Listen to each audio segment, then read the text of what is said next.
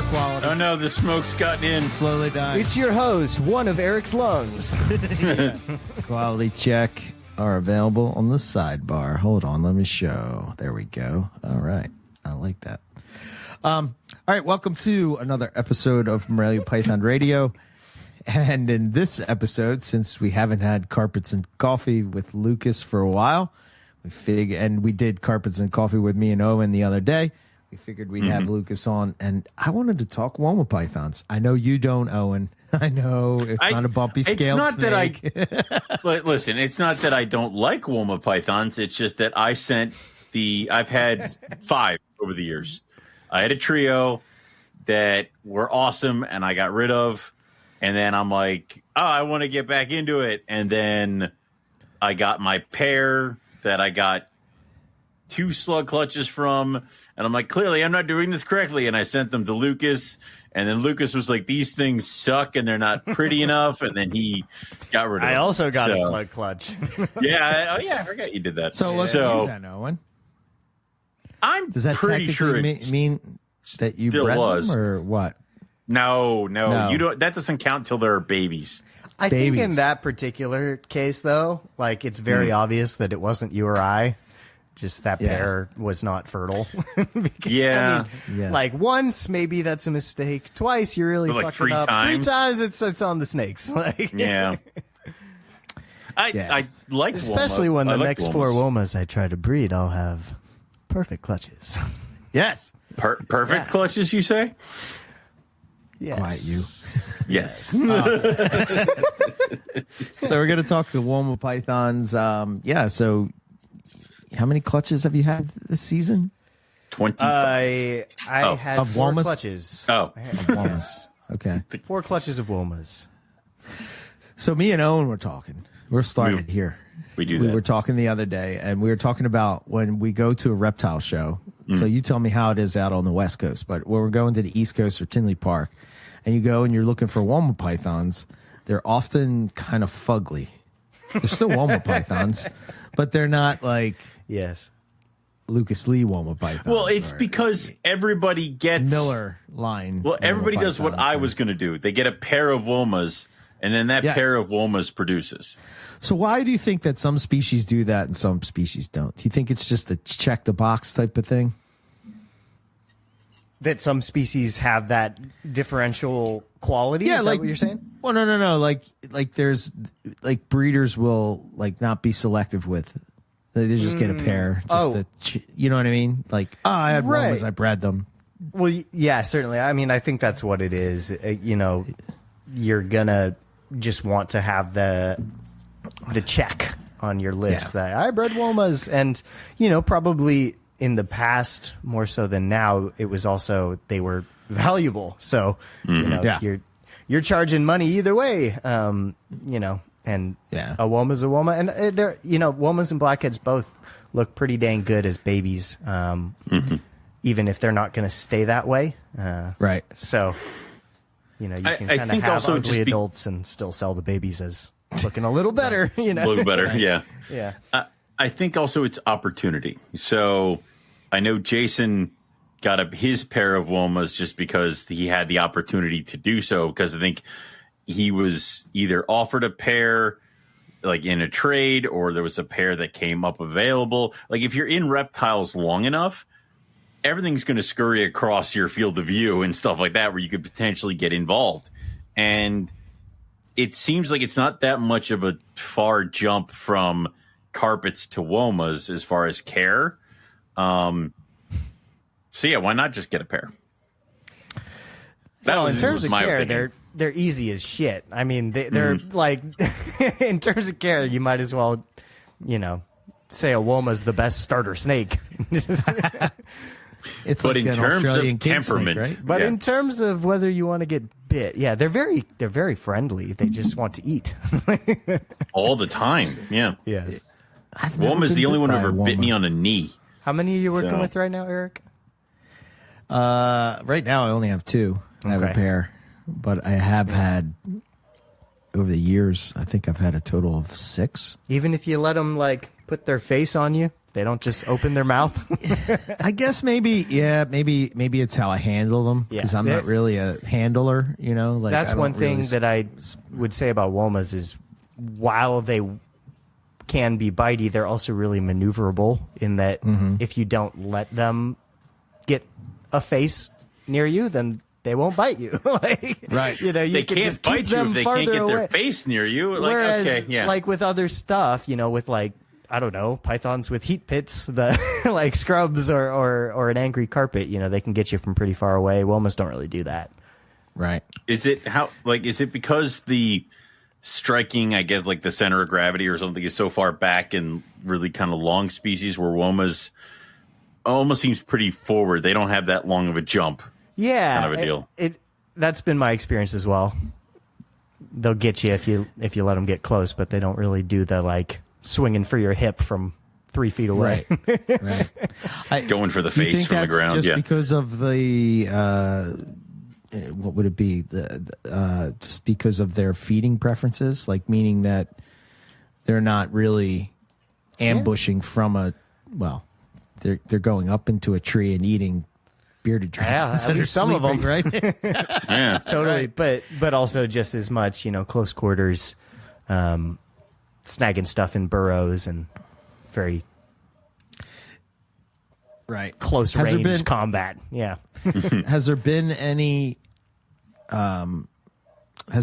studies or papers or maybe just miscellaneous observations of, like, I've always heard that when they'll go into a burrow, they'll sort of like it's almost like they're not even they are constricting, but they're more or less like sort of pushing the prey against the wall and sort of pinning it. Yeah. Is that legit? Absolutely. Blackheads, I would say, do it more frequently. Okay. But Womas will do that as well. Very much like Drymarchon I was about to say Drymarchon. in That's the Americas. their thing. They're kind of very similar animals, just new world, old world, in terms of their life history. But yeah, Womas will do the strike and crush. But again, blackheads more often. Right. Okay. Yeah. Do you have ones that are, since you're working with such a big group of them, are you working with some that are super chill and don't do that? Or is it sort of like it's going to happen? So a lot of my really reliably chill Womas were some of the less good looking ones, but the ones I got earlier on in keeping. Gotcha. And so I've moved a few of those on. I traded some that were very docile, but a little more average, a little more drab looking. Right. And as is the case with so many things for no reason, the pretty ones are all assholes. So it's like the ones that I've the way. Yeah, the ones that I've wanted to keep that have that really nice high orange or the looks that I'm going for are usually like mean because the universe just can't let me have nice things. So, so You can have one or the other. At this point, they're all pretty sus. And I had one that was really chill and reliable to hold without getting bit, and then she laid eggs, and now she's a monster. So, yeah. Do you think it was that? Because I've always had it go the other way. Like they're a-holes, they breed, and then Really? they chill out. Yes. No kidding. Huh. Especially with males, it's like, and maybe not even breed. They're a-holes. They're picky about food. They go down for winter. All of a sudden, they're chill and they'll eat anything I put in front of them. It's like, please don't do that to me again. It's like, okay. So, Yeah, I don't know. I mean, and with the Western Blackhead 2 seasons ago, she was also really chill and then had her clutch and then turned into a demon. So I'm 0 for 2 with that in terms of nice animals having clutches. And then I don't know what the reason is.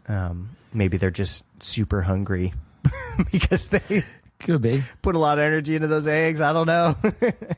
But you mentioned snakes changing disposition after a cool down. I've had that happen. Or feeding preferences. I had the diamond that was a mouser that would only eat live mice, and then I froze her, and now she's eating frozen rats. So I'm very happy. She went out on the porch. Oh yeah, a lot. Yeah. So I guess maybe for listeners that maybe don't know anything about Womas, talk about maybe how you do set them up. Like what's your approach? So if you are somebody that is coming from like, oh, I have a ball python, but I want to get something a little bit more neat, a little bit cooler. You're in luck with the Womas because you can set them up pretty much the same way, except you don't need to worry about humidity. They do really well with temperatures. They're very forgiving. You can have your cold side just kind of fall to room temp. It doesn't need to be like above 75 or something like that. They'll be fine. But the females that bred for me this year were all just in CB70s.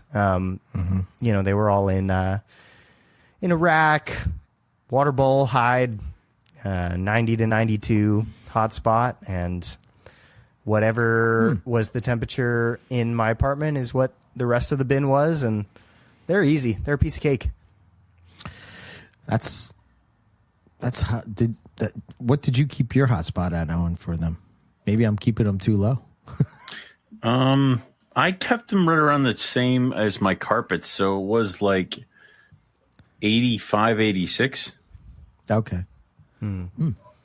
Well, I should say it does fluctuate for me, right? So with the rack, I mean, I have like a probe directly on the heat tape in the back, and I set that to like, I don't know, 103 so that it gets to, between 88 and 92, like where the snake actually is. But I don't have AC or heating. My apartment is basically just whatever the weather is. So Dear God, they experience a lot of fluctuation here. I would say this is a good PSA for today. Check your heat tapes, kids. Yeah. And swap them out regularly. Did you just get a text that something bad happened? No, that happened earlier today. Yesterday I was cleaning and I found out one of my racks melted 2 bins. Wow. And the heat tape went that haywire, and I was pulling it out, and it was like melted heat tape, like lots of spots of melted heat tape. Fuck. No snakes were injured. Nothing was really damaged.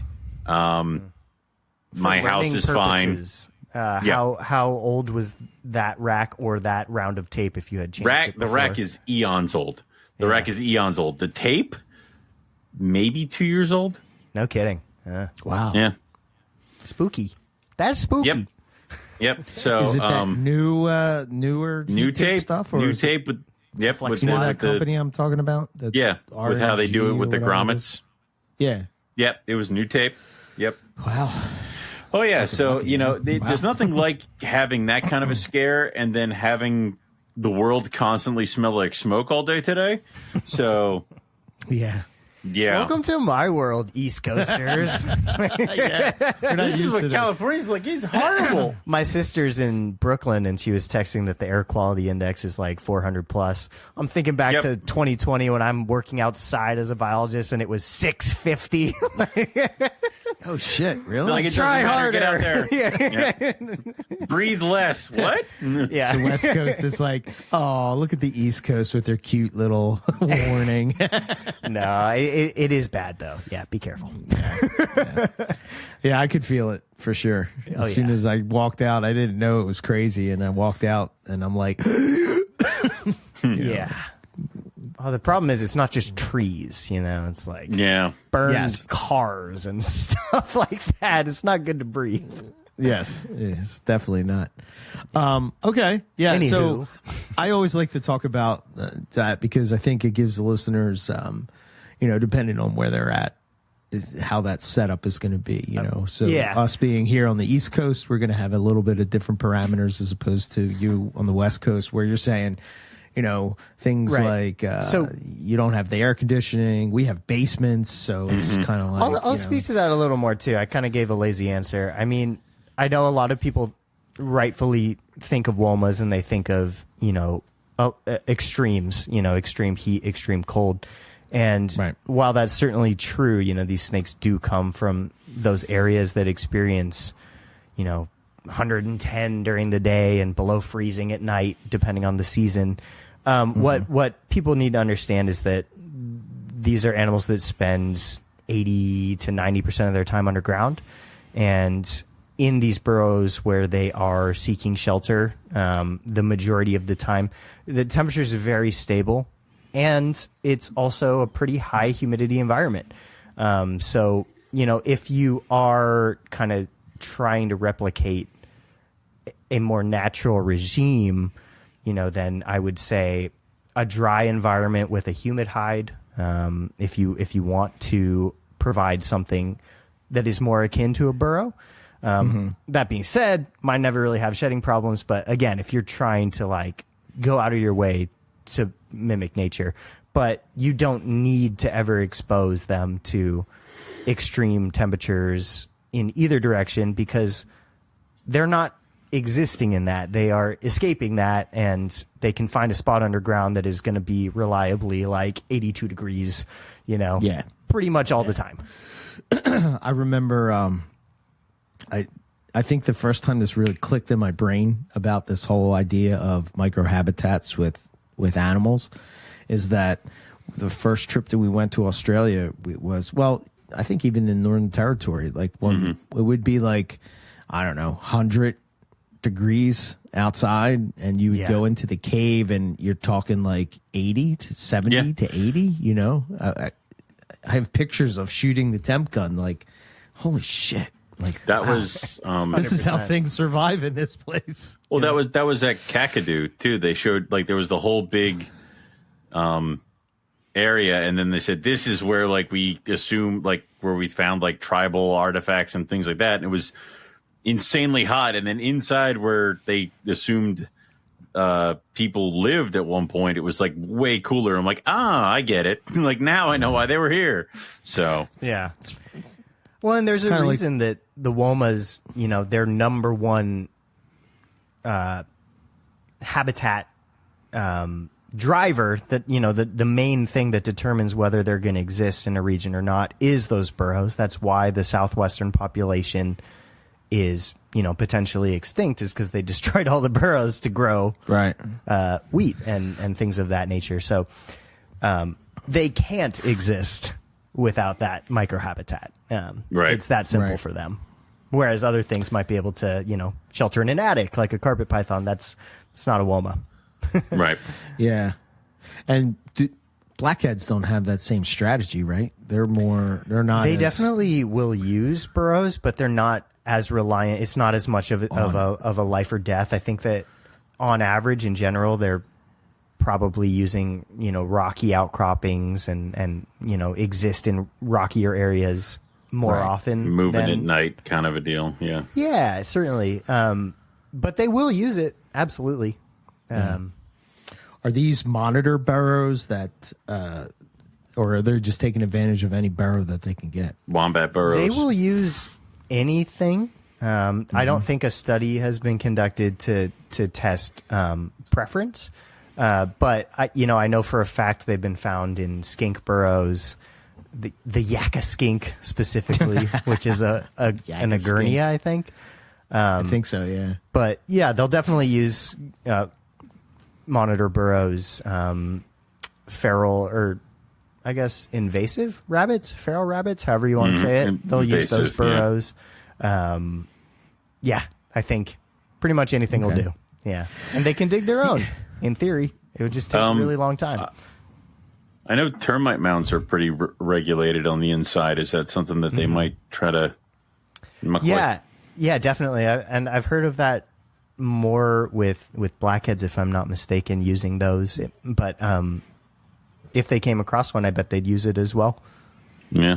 Yeah, anything to escape probably the temperature, and probably I doubt they'll be picky. Keep that humidity. Yeah.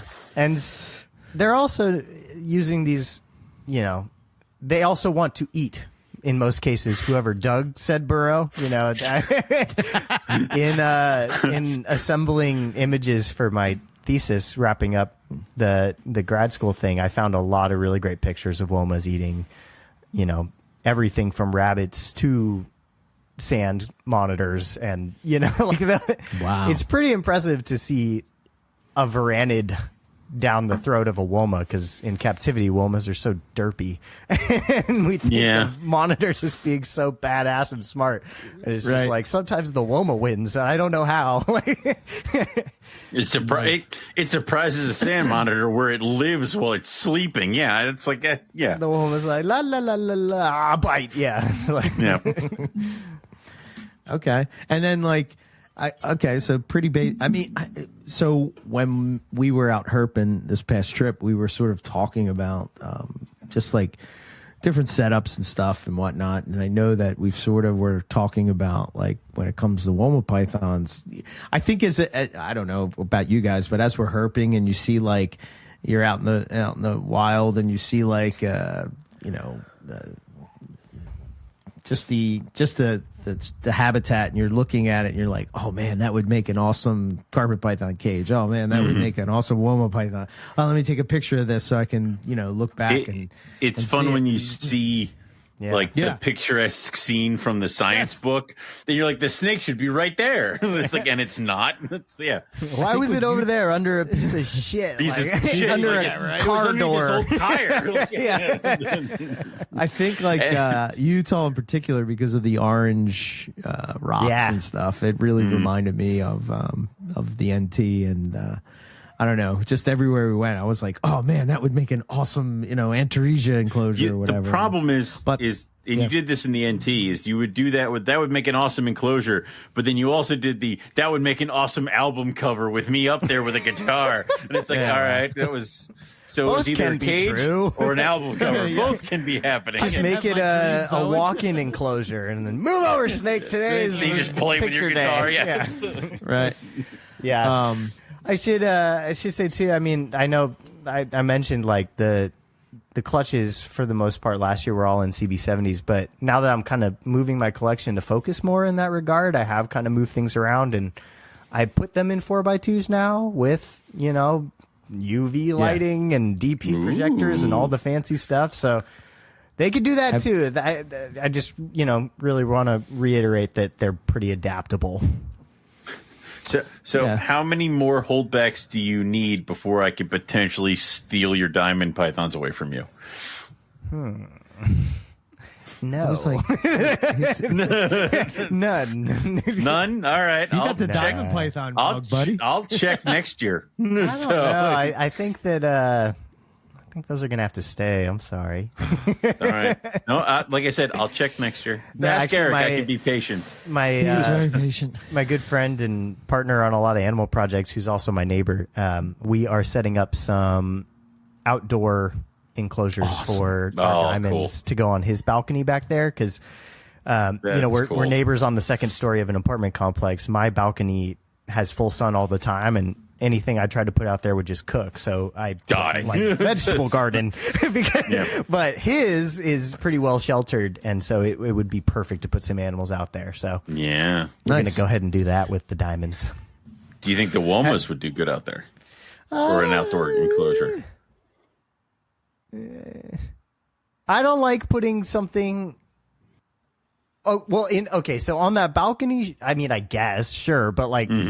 I don't like the enclosures we're putting together are more like vertically oriented, whereas like a Woma situation, Woma would just stay on the bottom. It would just kind of have like a small footprint to sit on the floor, right? But talking about folks that actually have a yard and would do outdoor enclosures that involve ground and dirt, I would be wary because they can dig out, So maybe have a concrete floor or something. There needs to be a bottom to this. Like you can fill it with dirt, but there needs to be a bottom. It's escape proof, right. 100%. Whereas I wouldn't be as worried with a carpet doing that. Well, what we were talking about was just like different ways. I can't remember who I was talking with, but we were talking about just the fact that Womas need more humidity or having a humid hide or having, I think maybe it was Justin, and he was talking about how he was trying to make a, like a rock type of termite mound type of thing to where they could go down. And I think, I'm pretty sure Justin said, and I kind of remember this back in the day where he would have his Brettles enclosures and he sort of had like the, oh God, what's his name?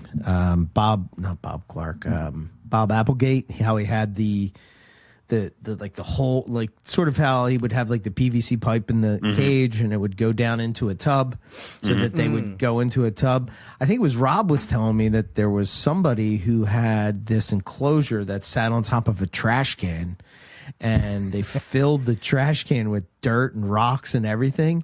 And the majority of the time, the king snakes just spent down in the, dirt and the rocks. Dirt, Yeah. I love stuff like that. I mean, it takes a big time and space commitment to give that to an animal and really limits like how much you can be doing at one time. But but it's badass, right? To give them the ability to do that. Yeah. Yeah, 100%. Have you noticed any behavior differences when you've used like UV or the heat projectors or anything like that as far as in Womas? No. In other stuff, yeah. But Womas are pretty consistent with their aloof and inquisitive nature. I don't know. I think I can just see them better now because of the lighting, but I mean, they always will do the digging thing, which is so great. That's so cool. And so fun to I see. love that. And some folks that have bought Woma babies from me this year were asking specifically like how they could do a setup to encourage natural behaviors, and that was one of the suggestions was a really hefty substrate layer if you want them to have the ability to dig, because they will.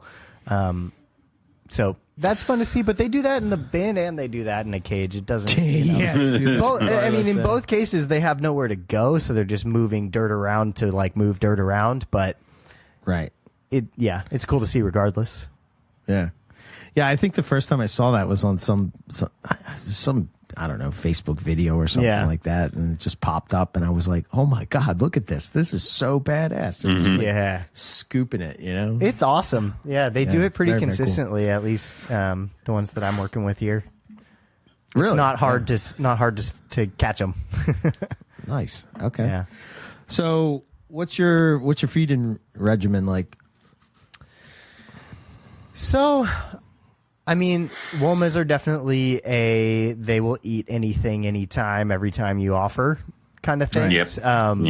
And I guess start with adults for this conversation. I fed the females similarly to how I've done, my Brettles and other carpet pythons in anticipation of breeding, knowing that I was going to try to breed them. So I did like the light cycle feeding with them where it was heaviest in the spring and the fall. I'm not put together or organized enough to count out days for anything. So I don't have an answer for like an every 10 to 12. So it's Wednesday. Like it's just kind of, huh? Oh, nice. It's Wednesday, by the way. Today is Wednesday. Yes. Yes. It's just making sure you know. I don't always, so I do appreciate it. I am helping. Yeah. But with the males, I was. Oh, sorry. I'm sorry. I was just trying to figure out. Like, I would assume a lot of adult womas that you see out there that aren't necessarily with somebody who's really plugged into the species, it's going to be like white lip stuff. Like I see the majority of white lips are way bigger than they need to be. Yeah. That's why I brought this topic. Yeah. Right. Yeah, that's sure. where I'm thinking. 100%. So I mean, I have a target body condition and size in mind that I will not let them approach. Right. So yeah, I mean, all that being said, don't like feed them like crazy and don't make them huge if you want them to be healthy and live a long life. But in the case of the animals that I was preparing for a breeding season, a lot of them needed a little bit of extra weight. Sure. Okay. That was just the nature of my season last year. But that, now that they are where I want them, I'm not going to be trying to pump them up. I'm just going to be, trying to get their body condition back. But what I was about to say is that the males, I probably feed like a third or a fourth as much as I was feeding the females. I keep them pretty small and lean. A lot of quail, a lot of chick. Bird is the best. Multiple kind of mice feed. rather than big rats. Typical Asphodite methodology. Right. After the females laid clutches, I definitely gave them a couple, medium rats to help them bounce back. But like you said, and I mean, you can definitely pump them up and break them. Like, oh yeah, they're hell one yeah. of those animals that can be 6 to 8 feet. But if you did that, Should it? you messed up. Like, Yeah. Right. somebody messaged me on Instagram a few months ago and asked if I wanted a southern Woma. And I was like, tell me more. What do you mean? They're like, I got this Woma and it's huge and it laid 26 eggs. And I Googled it and the southern ones are the big ones. And I'm like, in my head, I'm like, yeah, that's why, it's nothing that you've done. So, southern Womas must just die when they're 6 too, right? Like, It's that whole thing where people are like, this thing, it's carpet python stuff. It's like, this thing is 6 feet long, therefore it must be a coastal. I'm like, or it's a jungle you fed like to the point where it broke. Like, it's if we like, were, you can do that. if we were doing the video component, I'd pull out one of the mothers that laid and show how freaking small she is. But since we're just doing audio on this it's one, fine. You don't need to it's like a shed 4-foot blood. snake. Like it's not a big animal, and she laid 9 eggs, or 8 or 9 eggs. So like some of the bigger ones laid less eggs. They were just bigger Really? eggs. Jesus. Wow. Which that was weird. One of the bigger ones laid 7 big eggs, and one of the smaller ones laid 9 small eggs. Compared to breadlie eggs, how big are the eggs that we're talking about for a Woma? I had a really surprisingly varied range of egg size from the 4 clutches. Like the big ones were slightly smaller than the blackhead eggs, but definitely bigger than Brettle's eggs. And then I also had some eggs that were just kind of like a standard carpet size. Like I had a significant variation from biggest egg to smallest egg. So, Wow. and like I said, it was like- inverse what you'd expect. The big eggs came from, Right. or wait, That's weird. from from a smaller female. Yeah. Yeah. It was weird. I don't know. But again, that just goes to, our Woma stock is all just mix mash, smish smushed. And if there are differences in populations in the wild with egg size or things like that, then, shit if we know. Right. Yeah. And we're just going to have a whole hodgepodge. Yeah, it's kind of like their body shape is almost like triangular, as opposed to like a carpet that's more like I've seen round. some that are a lot more laterally compressed than others. I again Really? think that might be regional difference that we just can't account for because of all of our stuff being mixed up. right. But You mean people back then didn't take the time to figure out and separate Womas and things like that from other places? No, Owen. no. People back that's then said, unfortunate. "I have a Woma, $20,000, please." Like, Right. Yeah. yeah, But it doesn't look the same as the other Woma. Want it or not? No. Okay. Yes. right. Yeah. So I mean, they're not very uniform in any regard, really. And I mean, there's so much variation in the look that, it's probably not surprising there's so much variation in everything else too. They're just, yeah. How many? I know that the Miller line. I mean, I know these are sort of just lines that are bred. Is there specific lines, or like is it? I know what you're saying is sort of like as far as bloodlines go, it's sort of like It's nothing nearly as organized or traceable as some of the stuff that we have in the Morelia world. Okay. But there certainly are different origins, I guess, might even just be a better word than lines, because people didn't keep track of them or keep them pure enough to call them lines. Okay. Gotcha. But there are, certain known founding events that people don't really like to talk about. But, and then apparently there was some that came in from, Billy Bob and from Japan and blah, blah, blah, blah, blah. There's all the stories, but it's like, whatever.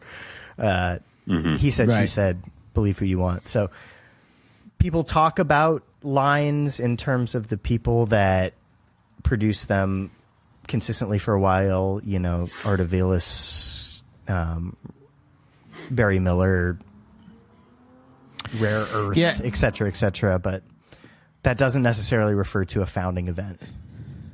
Or that they're separate, or that they're different. Yeah.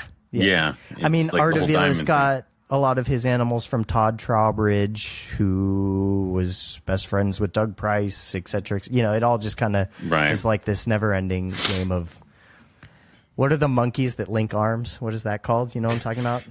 Barrel of monkeys, yeah. Yeah, it's all just a barrel of monkeys. Yeah.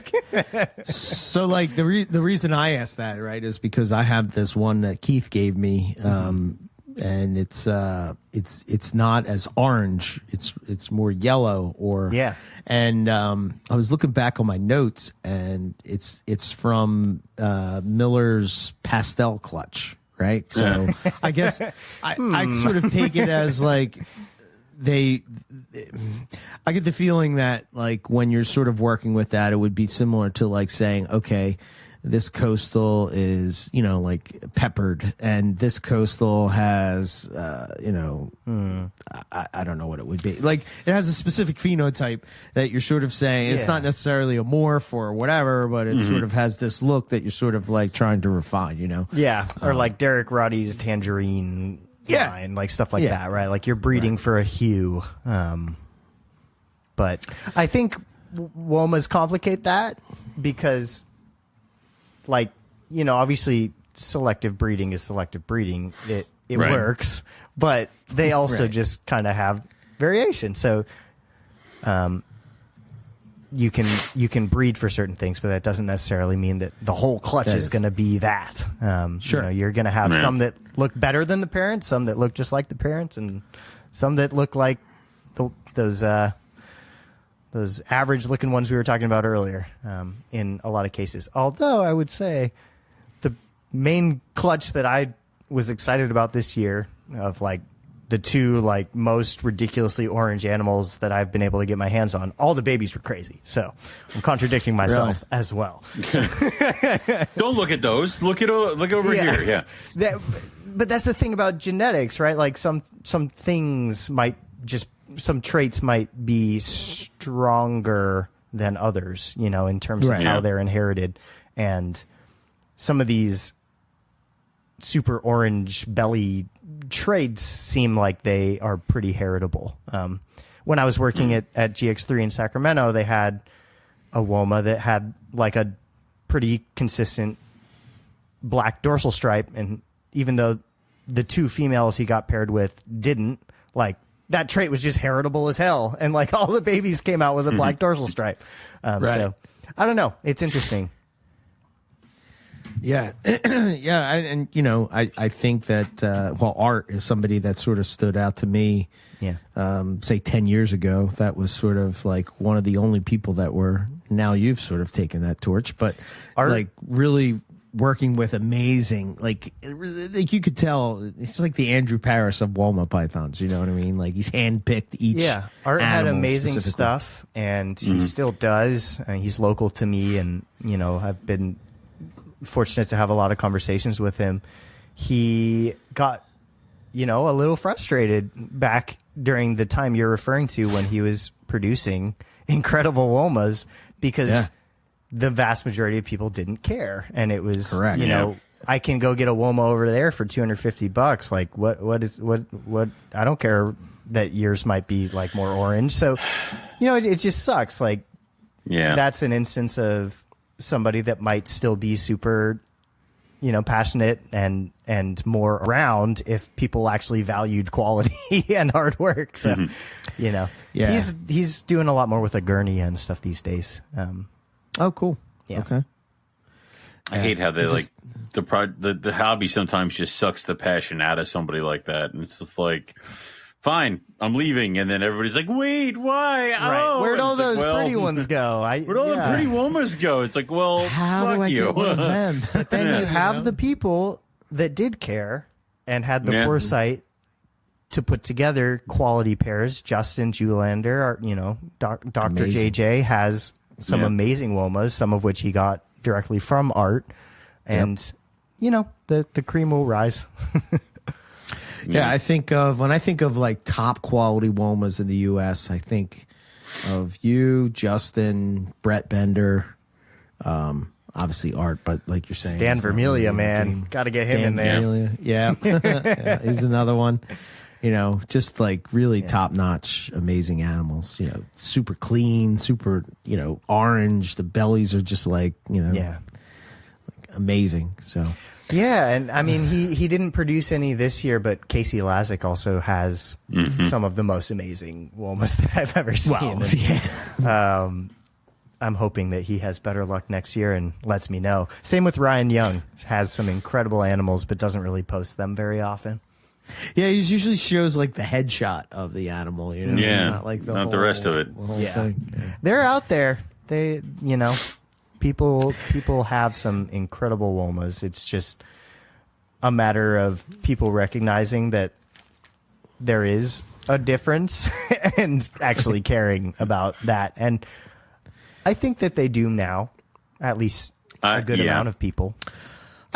I'm curious of your guys' thoughts on that. Like, I think that the reptile hobby has sort of made somewhat of a shift to where I see a lot of people, not wanting to go the breeder route per se, but really have like an amazing pair of X, and really like hunting down like the nicest specimen that they can find of that species. We've talked about this a bunch of times, that there's so many ways to skin the cat of being successful in herpetoculture, and it used to be the only way that was accepted was to have a mass collection and produce a ton of X or like a bunch of these or the latest morph or all that other thing, where it slowly became more evident that you can also be a small collection person who has a zeroed focused in on a particular project, and then people will seek you out because they are interested in the animal and they're like, who has the best like X, like who has the best caramels, who has the best Womas, who has the best blackheads. And if your name comes up in those conversations, they will seek you out. So that's also a way you can do it. So I think the shift is more towards focusing in on a specific project and making sure that your animals are like the best, away from having like airplane hangars full of insert latest morph here or I think all that stuff.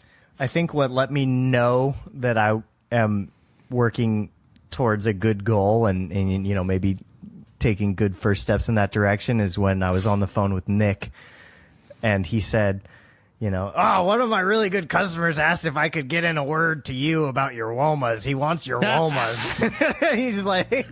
he's like, what the hell? That hurt I have heart. Womas. Like, Yeah, he's like, he asked me to put in a good word with Lucas. I was like, damn, okay. I'm telling you, man. Yeah. But it also I'm kind of saying it. sucks because there was very clearly one superior clutch that hatched in my apartment this year, and so everybody wants those ones, and I just there's not that many, and I'm my first customer, so exactly. Yeah. There always has to be.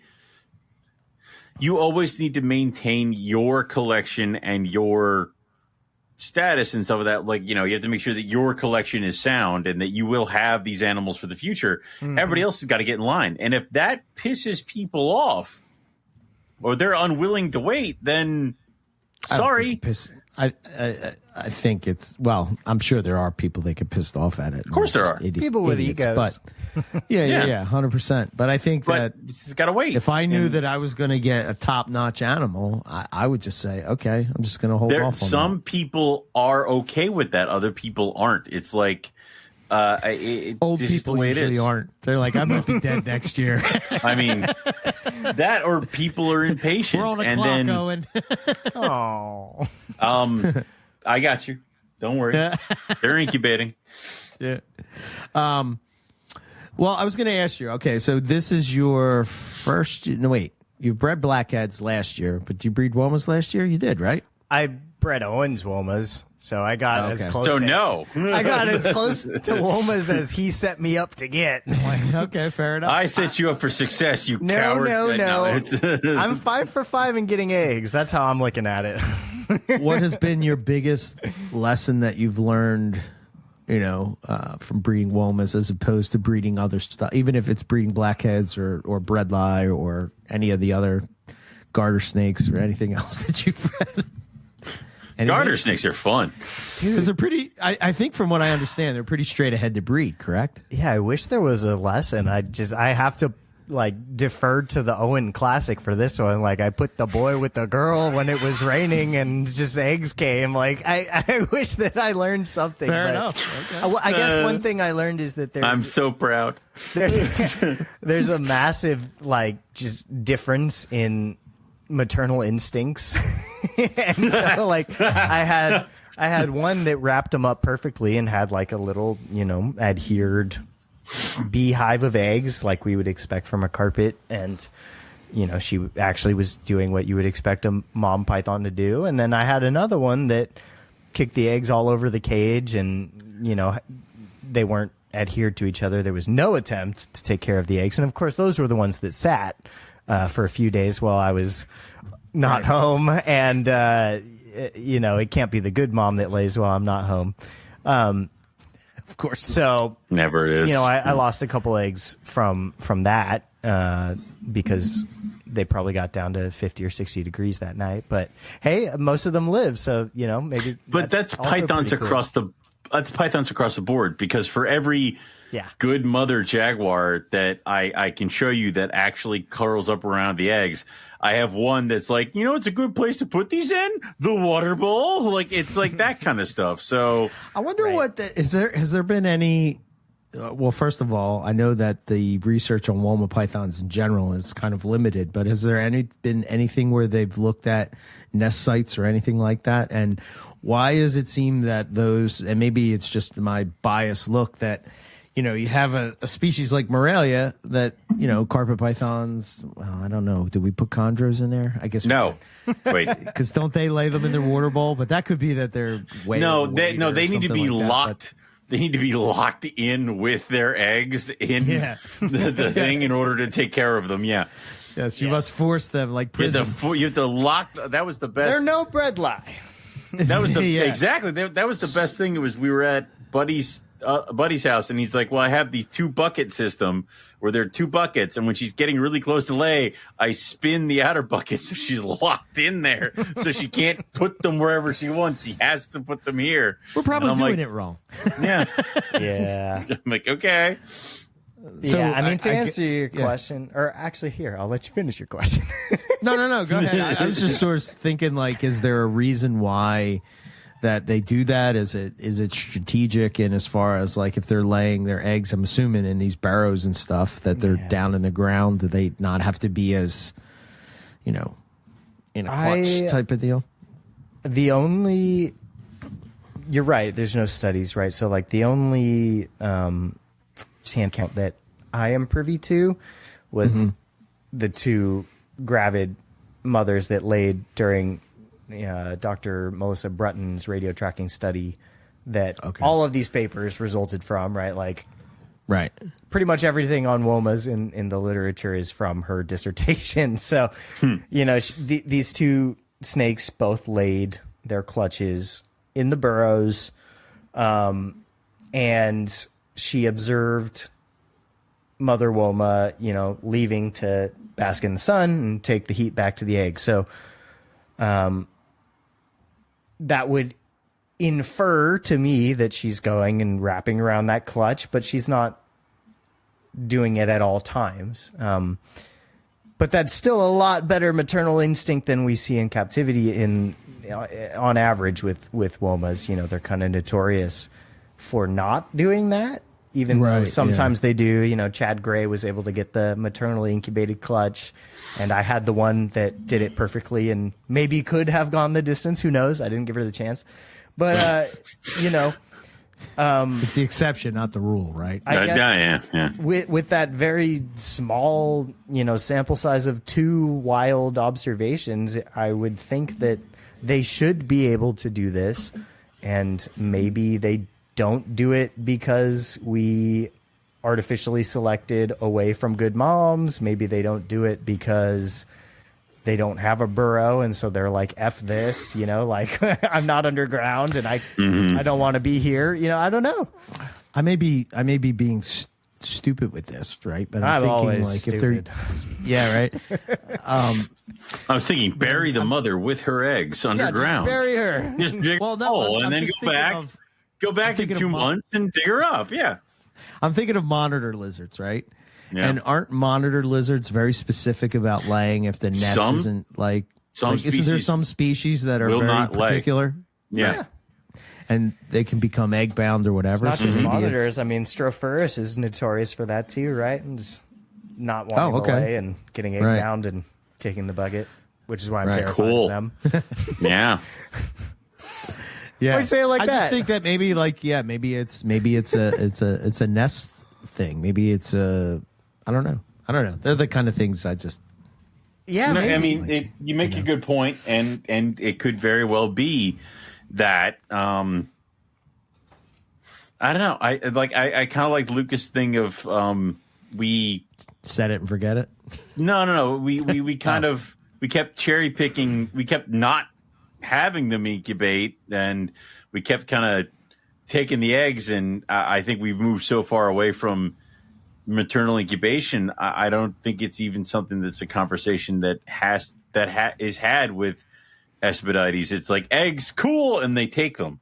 Like, I don't know about any maternal incubation. Yeah, I mean, of course, the ones that don't wrap the eggs in the wild don't make babies. They don't live. And so I think that in general, we underestimate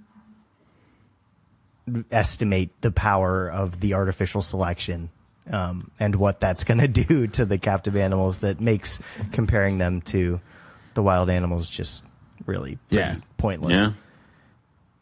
Yeah, sometimes it's almost like comparing 2 different worlds, It's like, are they even the same? Because, it's I don't know. We talk about this all the time, and Rob was just on Project Herpetoculture where he sort of talked about the cosmic octopus thing and trying to recreate nature in the box. Trying to recreate nature in a box is, Right. You're never going to be able to you can't recreate the sun. You can't, we can come close to certain things. Yes, heat, UV, all those kind of things. That's where I always yield to rather than considering it naturalistic or enriched, I think it's more apt to say controlled deprivation. I like that. Yeah. You're doing the best you can with what you got, and it pales in comparison. I think that the idea of trying to keep them more naturalistic for me is really comes down to seeing those natural behaviors, right? Yeah. And it's I think not there's necessarily trying to recreate nature. Right. And I think there's a spectrum of how strong traits and behaviors are in sticking around. I think some might be easier to kick with a few generations in captivity, whereas others die hard. Right. I don't think that they all have an equal staying power, if you will. Yeah, that makes sense. And I think, crap. I did think I thought something good, and it's gone now, and it's gone. It was gonna be the great thing. That was gonna solve every problem we've ever had. And now we have to wait. And now we don't know what. Well, no, I was just gonna say. I mean, I think it in many cases is directly like inverse goals, right? Like what we want in a captive animal versus what does well and passes along their genes in the wild. Like I think that in a lot of cases is diametrically opposed. So an aggressive killing machine will be the one that passes its genes on and in maybe the wild. The animals that do the best in the wild are so freaking stressed and high strung beyond belief that they like just kill over and die when we're trying to establish them in captivity. Yeah. And they're like derpy friends are the ones that are like, yeah, I'll breed here. You know, like this is cool. So what is that Joe Rogan thing with giraffes? It's like clearly they're totally fine with captivity. It's like, yes, another day, no lions. Somebody will put an apple in my long tongue. Exactly. Like, yeah, so I don't have to try. I really don't even think it takes that many generations to like, you know, artificial selection the hell out of whatever. I mean, how many species do we have where it's like, this is the wild caught one. It's aggressive. It's an asshole. The babies are hard to eat. It's dead. But it managed to breed. And we have 3 or 4 generations in, they will eat captive bred white mice at like day 2. And they're not even supposed to eat mice. Right. They're supposed like, to this eat is some a bird-eating animal. It's like, it doesn't care. Yeah. Right. Yeah. That's crazy. So I would have to They've defer adapted. What is it? to that. White lips have adapted to throwing up hairballs because I can't understand that, man. Well, I think it's because they're not used to eating mice. I was listening to that episode. You were talking about, like, did we ever answer the question whether the rodents existed or got dropped off on, like, Spanish ships or something? Like, I mean, how far back you want to go? It's I don't know. Yeah.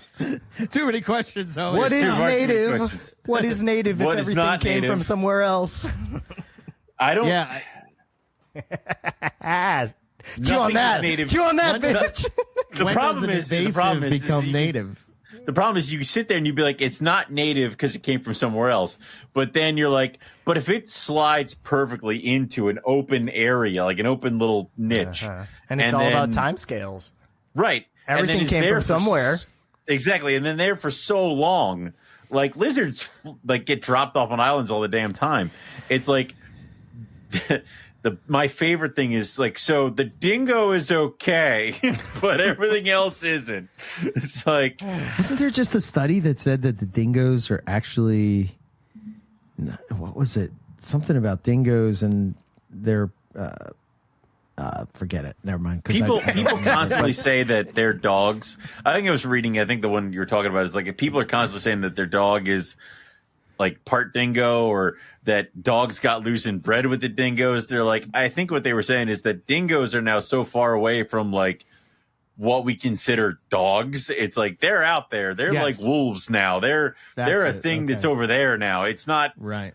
And it is possible to crossbreed, but the majority of the shit is not. So the dingoes were introduced by Asian seafarers about 4,000 years ago as domestic dogs from Southeast Asia, but now I think if you've been on a continent for 4,000 years, it's okay. But I don't know. So if Burmese pythons are in the Everglades 4,000 years from now, they will be. They will be. We'll all be dead. We will all be gone. But crap, dang Burmese it, pythons will remain. I mean, didn't that happen when snakes sort of like you just look at pythons in general, right? They sort of just they moved into you know what I mean? That's how it happens. Was it Laurasia? The Laurasian distribution? I don't know. Ask Nick. Yeah, right. Yeah. Well, in the Pleistocene. If he listens to this episode, he'll be yelling at he won't. The thing, he but he won't. He won't. He's one of those wonderful people that Only come his up to us and goes, do. you know, I don't listen. Okay, thank you. It's like, I don't listen to podcasts, but why hasn't anyone asked me to be on one in 6 months? Hey, Nick, if you hear this, call me and say the word yogurt, and I'll send you $100. I hate you, yogurt, Clint. I hate you. Yogurt. Pay me. It's like, But yeah. Okay, so are the eggs? So with Aspidites, right? Aspidites. In general, they say that the breeding part is not the hard part. It's getting the damn eggs to hatch. That damn eggs. Yes. Yes. I has have been your thoughts about that. Yes. I think you should. Yeah. I do. Well, let's start with Womas and then transition to broader Aspidites. This is a Woma episode. I forbid you from mentioning blackheads again. Well, I forbid you from being mean to me. How dare you? So I went ahead and didn't even take my chances, like trying to do Woma eggs on my own. I begged dear Brett Bender for his recipe and copied it to a T. Okay. And so that is what I did. And the clutches that... Oh, what's happening? Oh. I'm waiting for it to show up. Oh, I know it's green. Something's Yeah. showing. Oh. yes, that is it. So I will explain. Essentially, I've been calling it the layer cake, but it's a layer about 3/4 inch to an inch of dry perlite, and then exactly 280 grams of vermiculite mixed 1-to-1 with water by weight, smearing that as a layer, and then topping that with another 3/4 to an inch of dry perlite in a pretty decently sized box with an airtight seal. Drilled 5 holes in the lid, covered them all with duct tape. I burped the box to wipe condensation, and then removed the duct tape for the final 2 weeks to accommodate that higher respiration near the end. And all of the clutches that didn't have a reason for things to die, such as sitting for 2 days in a bin with a bad mother, had 100% hatch rate. The one that didn't have a good hatch rate was a mother that I thought was egg bound. She laid a slug, and then I thought she was egg bound because nothing else came out. And then she laid 6 more eggs like a week and a half later, and then laid another slug like a couple days after that. So that clutch just kind of had a weird thing going on, and only one of those eggs had a viable embryo. As the other ones fell apart and molded, I cut them open. They were, there was no development. They were never gonna make it. And that kind of leads me to my broader point. I think the Aspidites eggs maybe... sure, you can mess them up, but I think that a lot of the times people think that they are messing it up and killing the eggs, where the truth might be that egg was just never going to hatch. I think a good egg hatches. I think that dead embryos, for some reason, happen, and then as a result, as that egg's breaking down, moisture comes out from within the egg, and people look at it and say, shit, there's a drop of water on my egg. I must have got him wet and killed it. No, I think it died and leaked water. And it looks exactly like a drop of water fell from the ceiling, but that's more a blackhead. But yeah, whatever. The incubation thing that I just said that I learned from Brett Bender worked great. Beautiful. Does it... how often did you find yourself having to burp the lids? Well, when I was here and not on tour, maybe every other day. But then when I was gone, never. Never. So they were fine. I think that every egg that was going to hatch hatched. I don't think that anything died as a result of incubation strategy. Yeah, I will throw out there, I think I've said this before, but I found it interesting with Keith's approach is that he sort of put a 16-ounce deli cup, I think it was, inside the egg box with them. And really, I can't remember what kind of substrate he had, but that was his approach. Yeah, I'm curious to see what he does with blackheads. I think that goes to show that if the eggs are good and you don't do anything glaringly dumb, they're probably going to hatch, because a lot of people would say, you know, way too much moisture, you might as well just incubate them dry. Like a lot of people do incubate them dry. So, Right. Yeah. I had, so in the Never Launching podcast with Nick, we interviewed Dale DiNardo at Arizona State, and I had a really great conversation. We both did with him about eggs and egg care. And one of the things that conversation really made me think about, twofold. First, he said about, 90% of the important shit happens inside mom before the eggs are even in our care. And we don't really consider that. We don't really think about the factors that might harm developing eggs before they are laid. And he also, right. I mean, like once the eggs are out of mom, it's pretty much just a matter of growth. It's not a matter of development. All of the important stuff is in place. It just needs to grow. And during that period of time in nature, the mom has to juggle 3 balls. The obvious one that we're all really good at zeroing in on is temperature. And she is doing that. But then there's also the next one that we pay attention to, water loss. But then the third one that we don't pay a lot of attention to is respiration and the gas exchange through that semi-permeable membrane.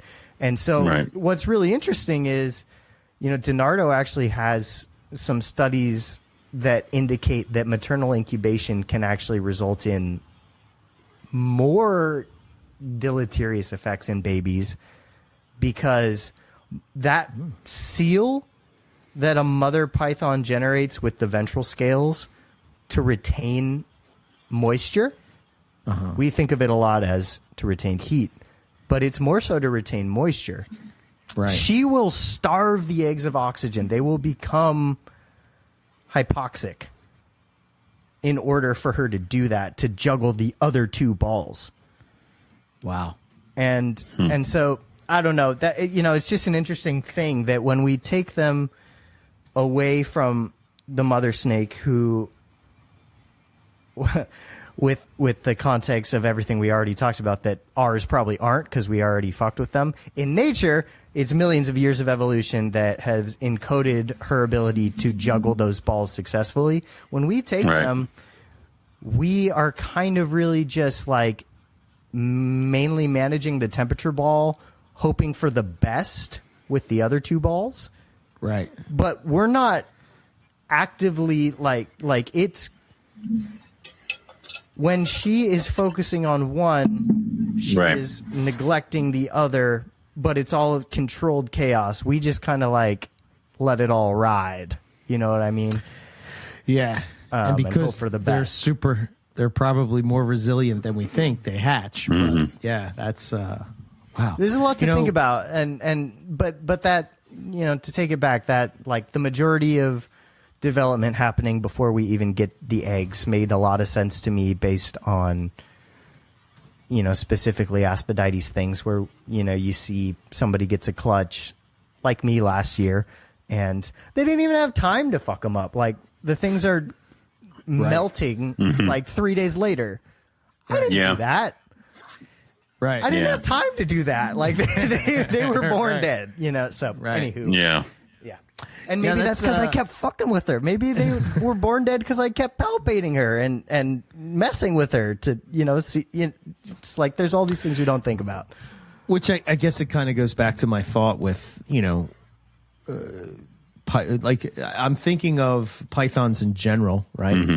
That they sort of, I know that carpets sort of do this, like they'll return to that same nest site.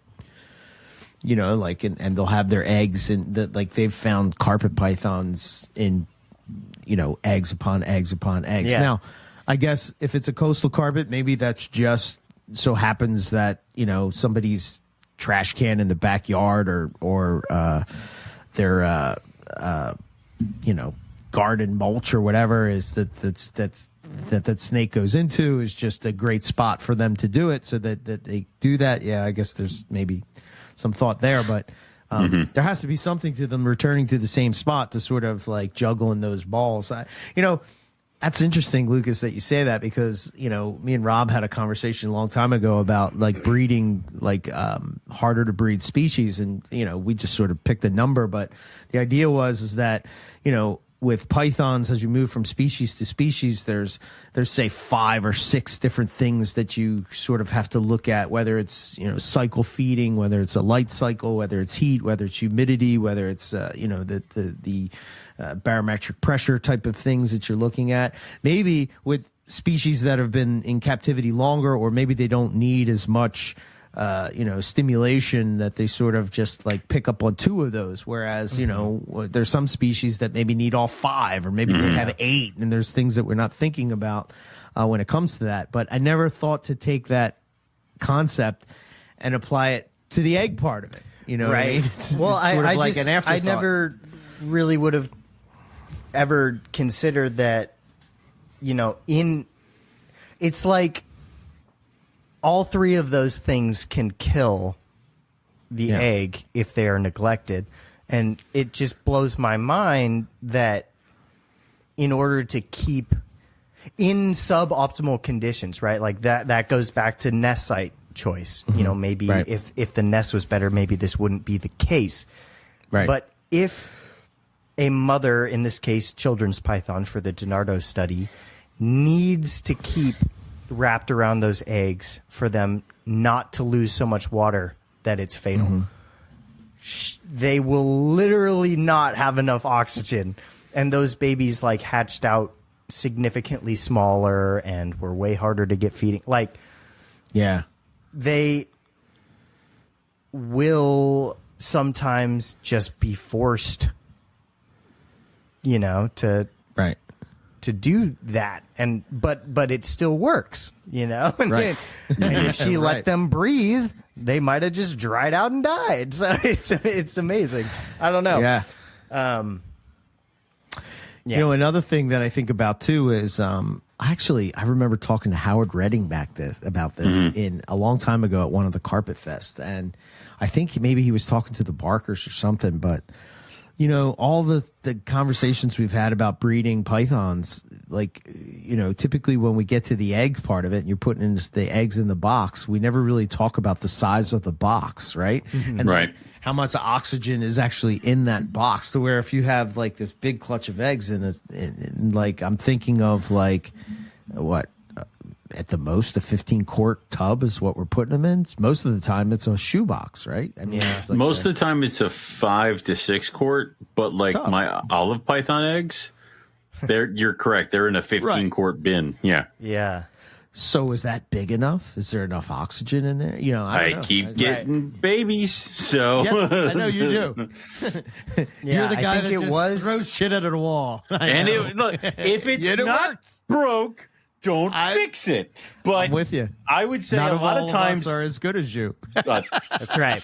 I think it was Dave Barker I would say that the would problem incubate is that in an entire trash can, like a yes, yeah. And you put glass on the top of it, right? Yeah. But Aspidites seems to be still broken, so I think we should keep trying to fix it.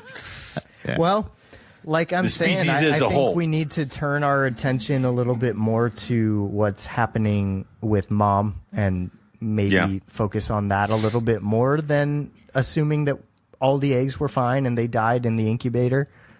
I think that can happen, right? Like, right. I'm not saying they're not killable. They're definitely killable. Oh, yeah. I would hypothesize that a lot more often than people are considering, they were just doomed from the start. Right. And then we need to ask the question, why is that?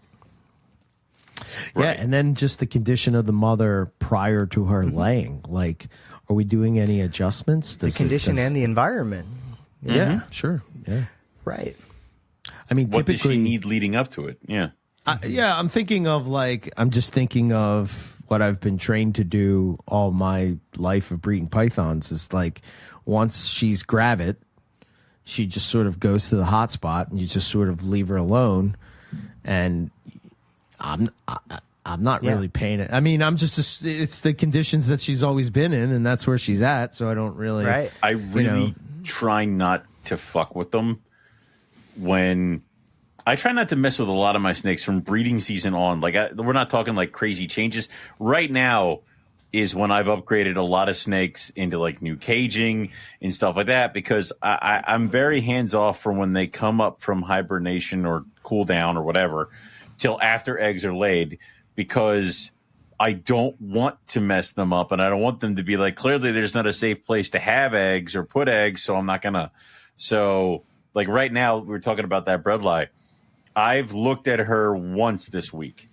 Right. And we're getting close. And it's just one of those, are you in there? Are you in there alone? Like, what's going on? All right, you're good. Cool, bye. Like, and that's it. Same thing with the rough scale and other things like that. Mm-hmm. But this is where I get curveballs. So, like, I was on an egg watch for my gold-faced white lip. Mm-hmm. And now she's blue. And I'm like, wait a minute, you were supposed to lay eggs. Like, you were not supposed to get blue. So now it's happening like, my blackhead. Right. It's like, well, clearly, once again, I have no idea what the fuck's going on down here. So the year of the second blue. Yeah, but I guess I'll see what happens after this one because she's refused food and now she's gone into a shed. So it's like, all right, she's going to peel and then in 4 weeks she'll have eggs.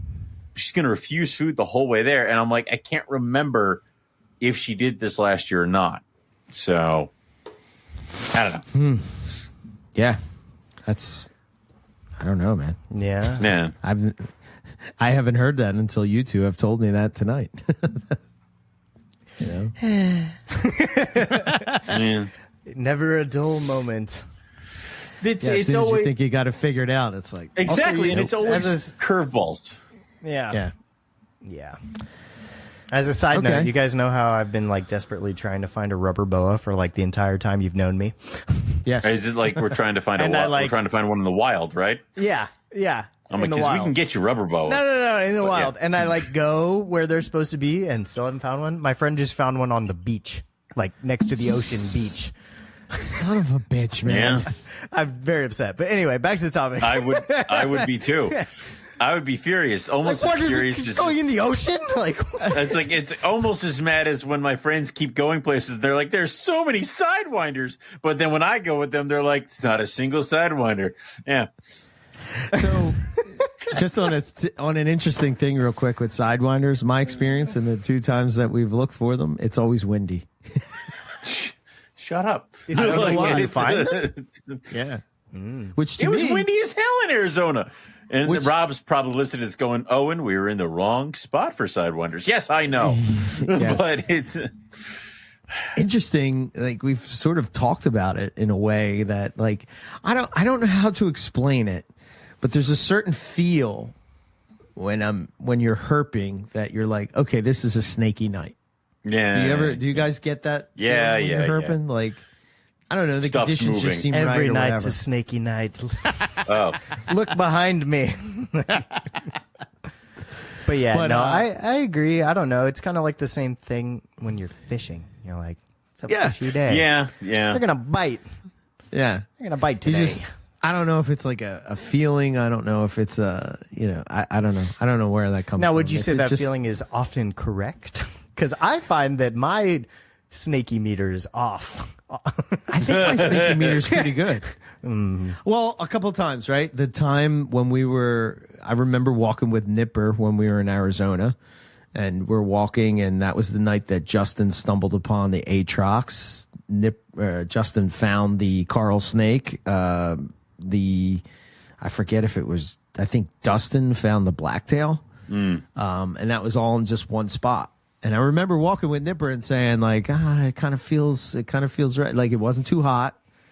It was hotter during the day, just to cool down. There was sort of a nice breeze sort of going through, you know. Yes. Who am I kidding? You found Owen Belly.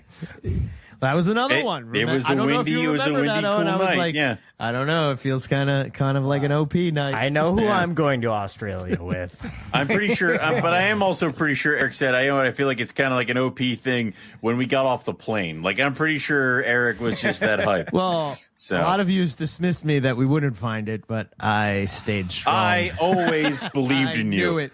I have a time machine. In my fever dream, I always believed in you. Yes. Yes. Anyway, back to Woma pythons. So, that's how I set up the babies. I cooked them at about 88 to 89 degrees. My little sea serpents incubator with the vivarium electronic stat kind of Okay. it kind of wiggles a little. But I'm okay with that. So does the world. And Yeah. as you know, I it's hard to keep the scissors out of my hand. When a little head popped out, you bet I manually pipped every single goddamn Baby Jay egg. Brewer. I mean, Well, no, I didn't do it 20 days early In this my time. opinion, And you didn't scoop? in my opinion, there's a difference between manually pipping and taking a razor blade and cutting the entire way around. So, and you guys Exactly. will get a kick out of this. My nephew Hunter, he is 9, and I told him that we had baby snakes hatching, and he's Okay. like, "Did you cut the eggs?" And I said, "What kind of question is that?" And he's like, "Well, no. I watch YouTube already videos and you cut the eggs, right?" I'm like, "We don't have to cut the eggs." And he's like, "But all the videos I watch," I'm like, "I know what videos you're watching. We don't have to do it." So he's like, "Okay." So yeah. I get the same thing, man, every time. I'm sure you do too, Lucas, the being the snake eyes, right? It's like you're talking to normal people and they're like, I was on TikTok and I saw this person and they're just like, I couldn't believe they just scooped it out of the egg. And I'm like, Yeah, guy's that's an asshole. traumatic.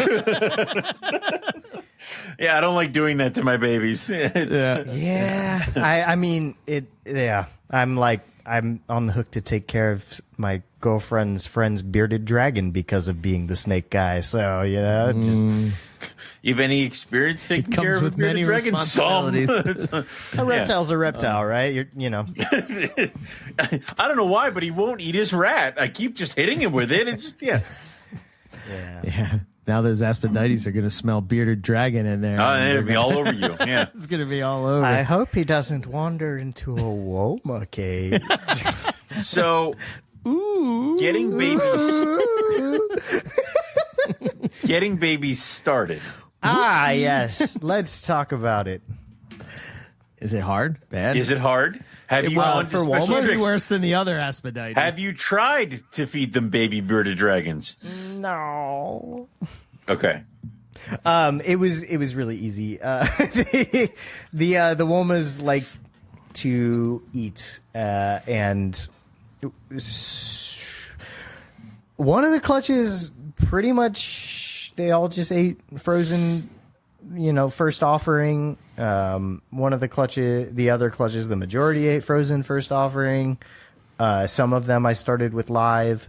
There were maybe like 3 of the babies that wanted quail and not rodent, but then after a couple quails, they went rodent. No problem.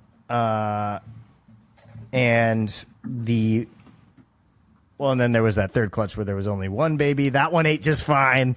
And then the fourth clutch, they just shed yesterday, so I haven't tried to feed them yet. But Okay. yeah, they're not hard. They're not like blackheads. You can just feed them, and they eat better than the baby carpets I've had. So all good, no problem. Yeah.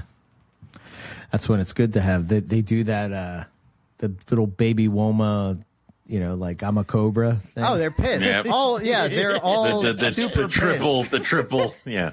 with the mouth open and going like. That's my favorite thing. You're like, Yeah.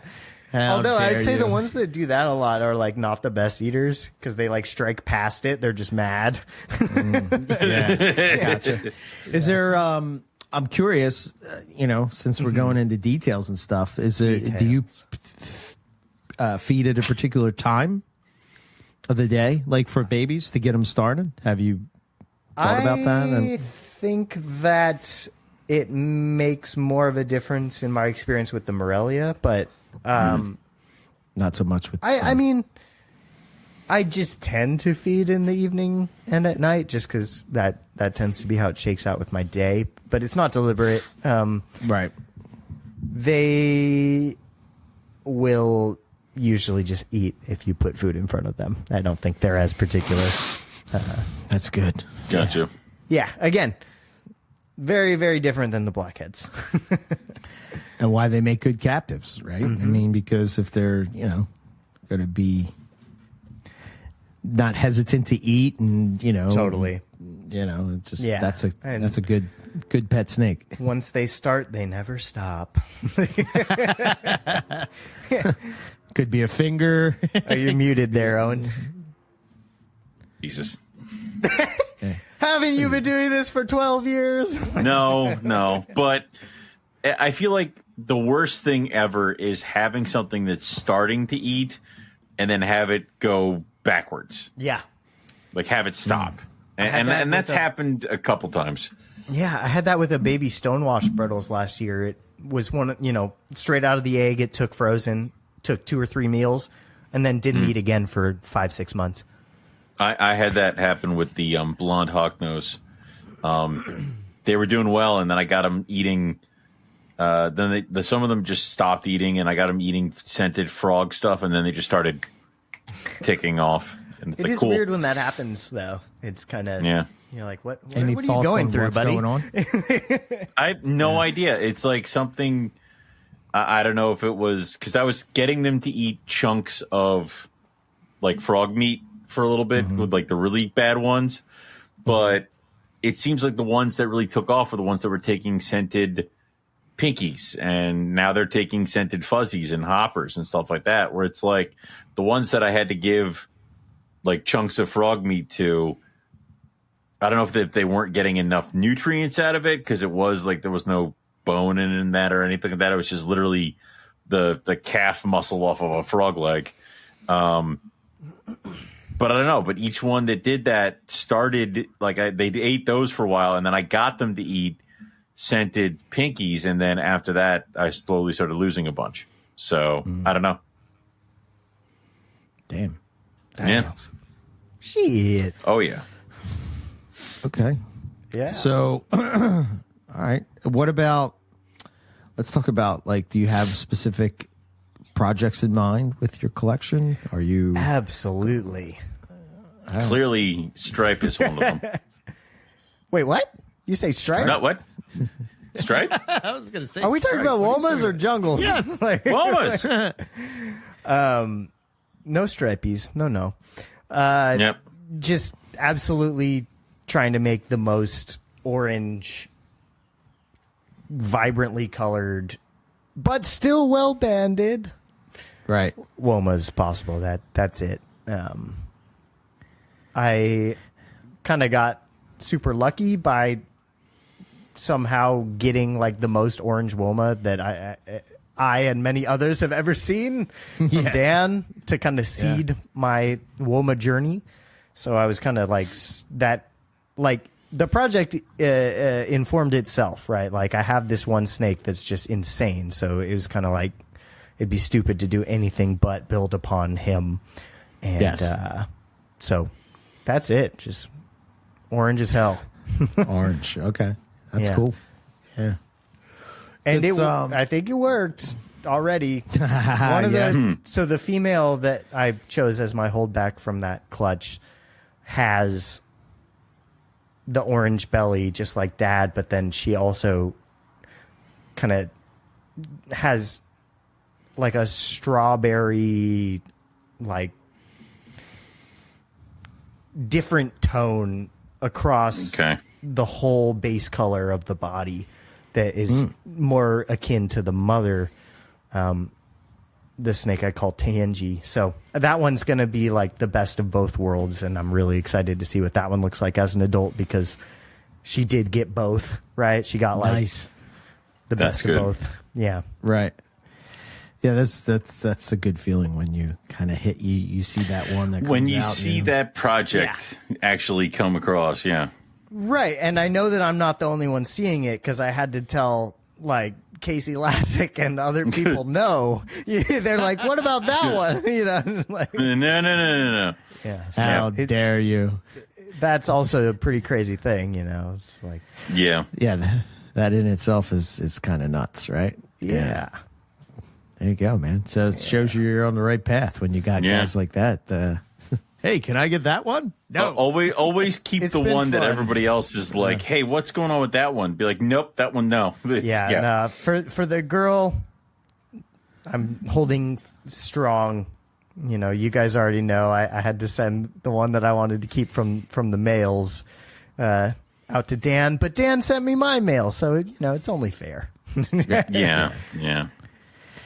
That's not it. And you know where it is. It's not like I know where it is. Yeah, that's what he said. to He's somebody. like, Right. he's kind of been sending me stuff as he doesn't have as much time anymore. He sent me his last female Western blackhead. That's a 2002, and he was like, eventually I'm probably just going to send this back to you. And it's a good point. Yeah, here you go. Yeah. Yeah. That's why I have no problem sending anything over to Eric. I just gotta wait. He'll come back. 100%. Boomerang. But It just keeps going. Yeah, he gets. The only thing I won't bring back is some of those carpet morphs. They're stuck with you, my friend. Well, yeah. Jag Queen. Yes, no Jags in this place. I don't have any Jags. None No, of them. you got two of my caramels from last year, Beautiful. though. Yeah. Beautiful. Yeah. That was done on only, purpose. Yeah. The only morph left in this building is Hypo Brettles, and I feel pretty good about that because, like we've talked about, Hypo makes them look normal. Do you need Stonewash? I'll send you Stonewash. That's okay. You sure? Yeah. I kind of, I don't know. I don't know where it's coming from with me, but I gotta say, like, the more and more I look at, I think it must be like I'm really in deep into the more complete carpet. Like I'm like in the process of like reading a section and taking notes on it, and like really going in and trying to like focus on it. But the funny thing is when I'm reading the evolutionary chapter of carpet pythons, I can't help but hear Nick's voice just yelling at me. As I'm reading the book, like, here's the audio book of whatever. But I ever since I got this app where you can digitalize books, dude, I'm at work, I'm on a break, drinking coffee, I'm reading a book, taking a note, writing a question or whatever. It's like game changer for me. Nice.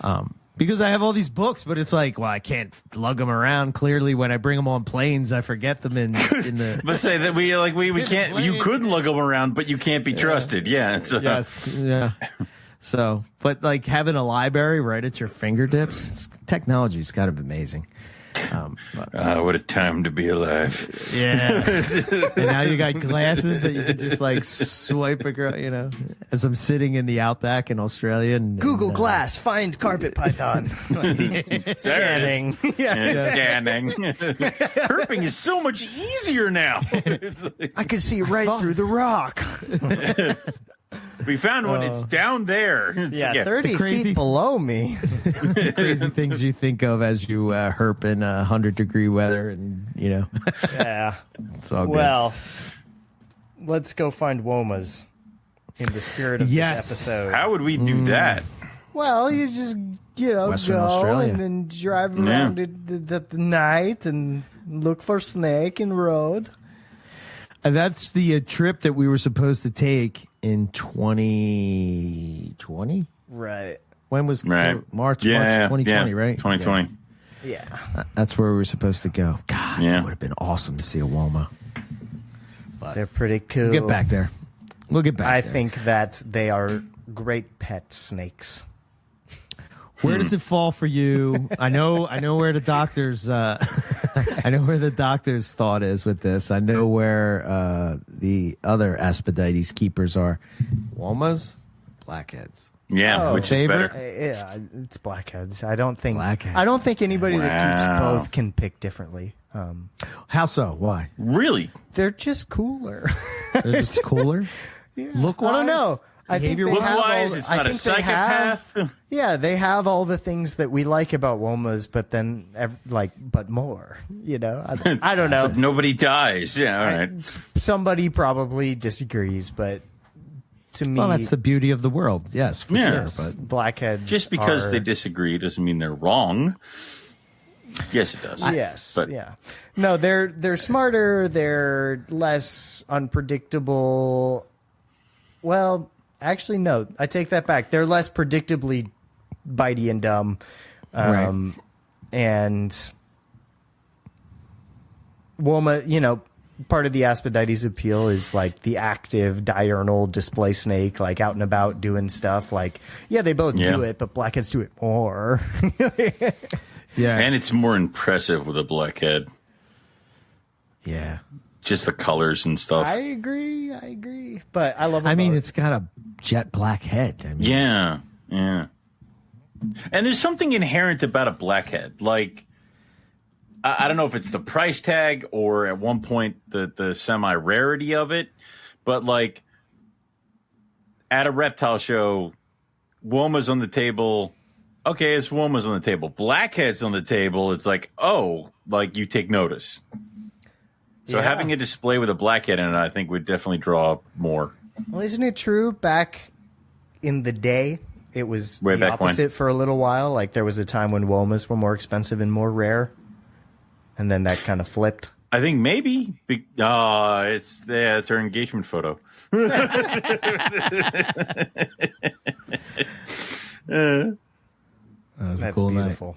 I love how I can't take my eyes off the fucking blackhead to actually smile for the picture. I'm just We're like, looking at the it's picture in of my Neo hand. and just staring at this Yeah. black head. It's Oh my real. God.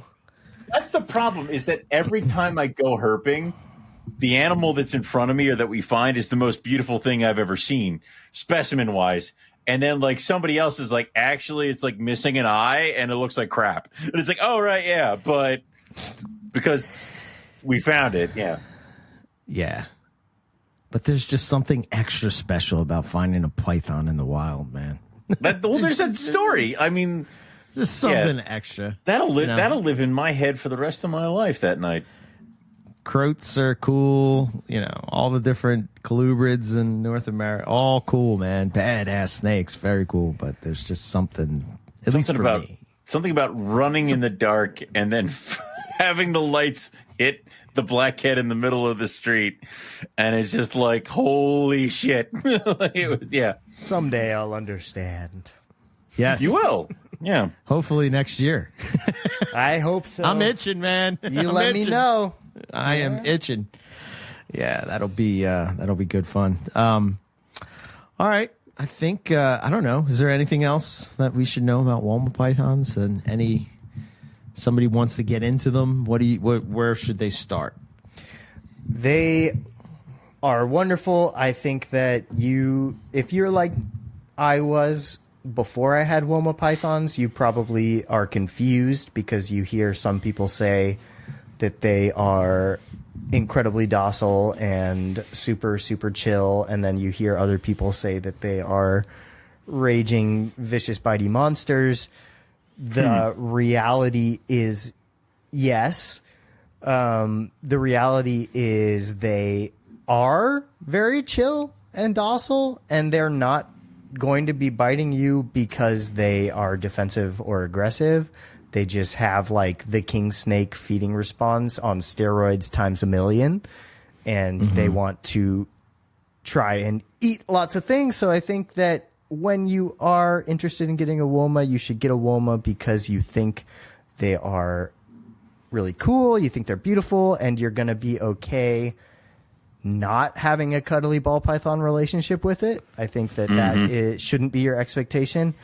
I think that people should also know that most baby Womas are pretty similar in personality when they're neonates, in that they're like very defensive, they rear up, they strike, but then once you get them in your hand, they're pretty chill.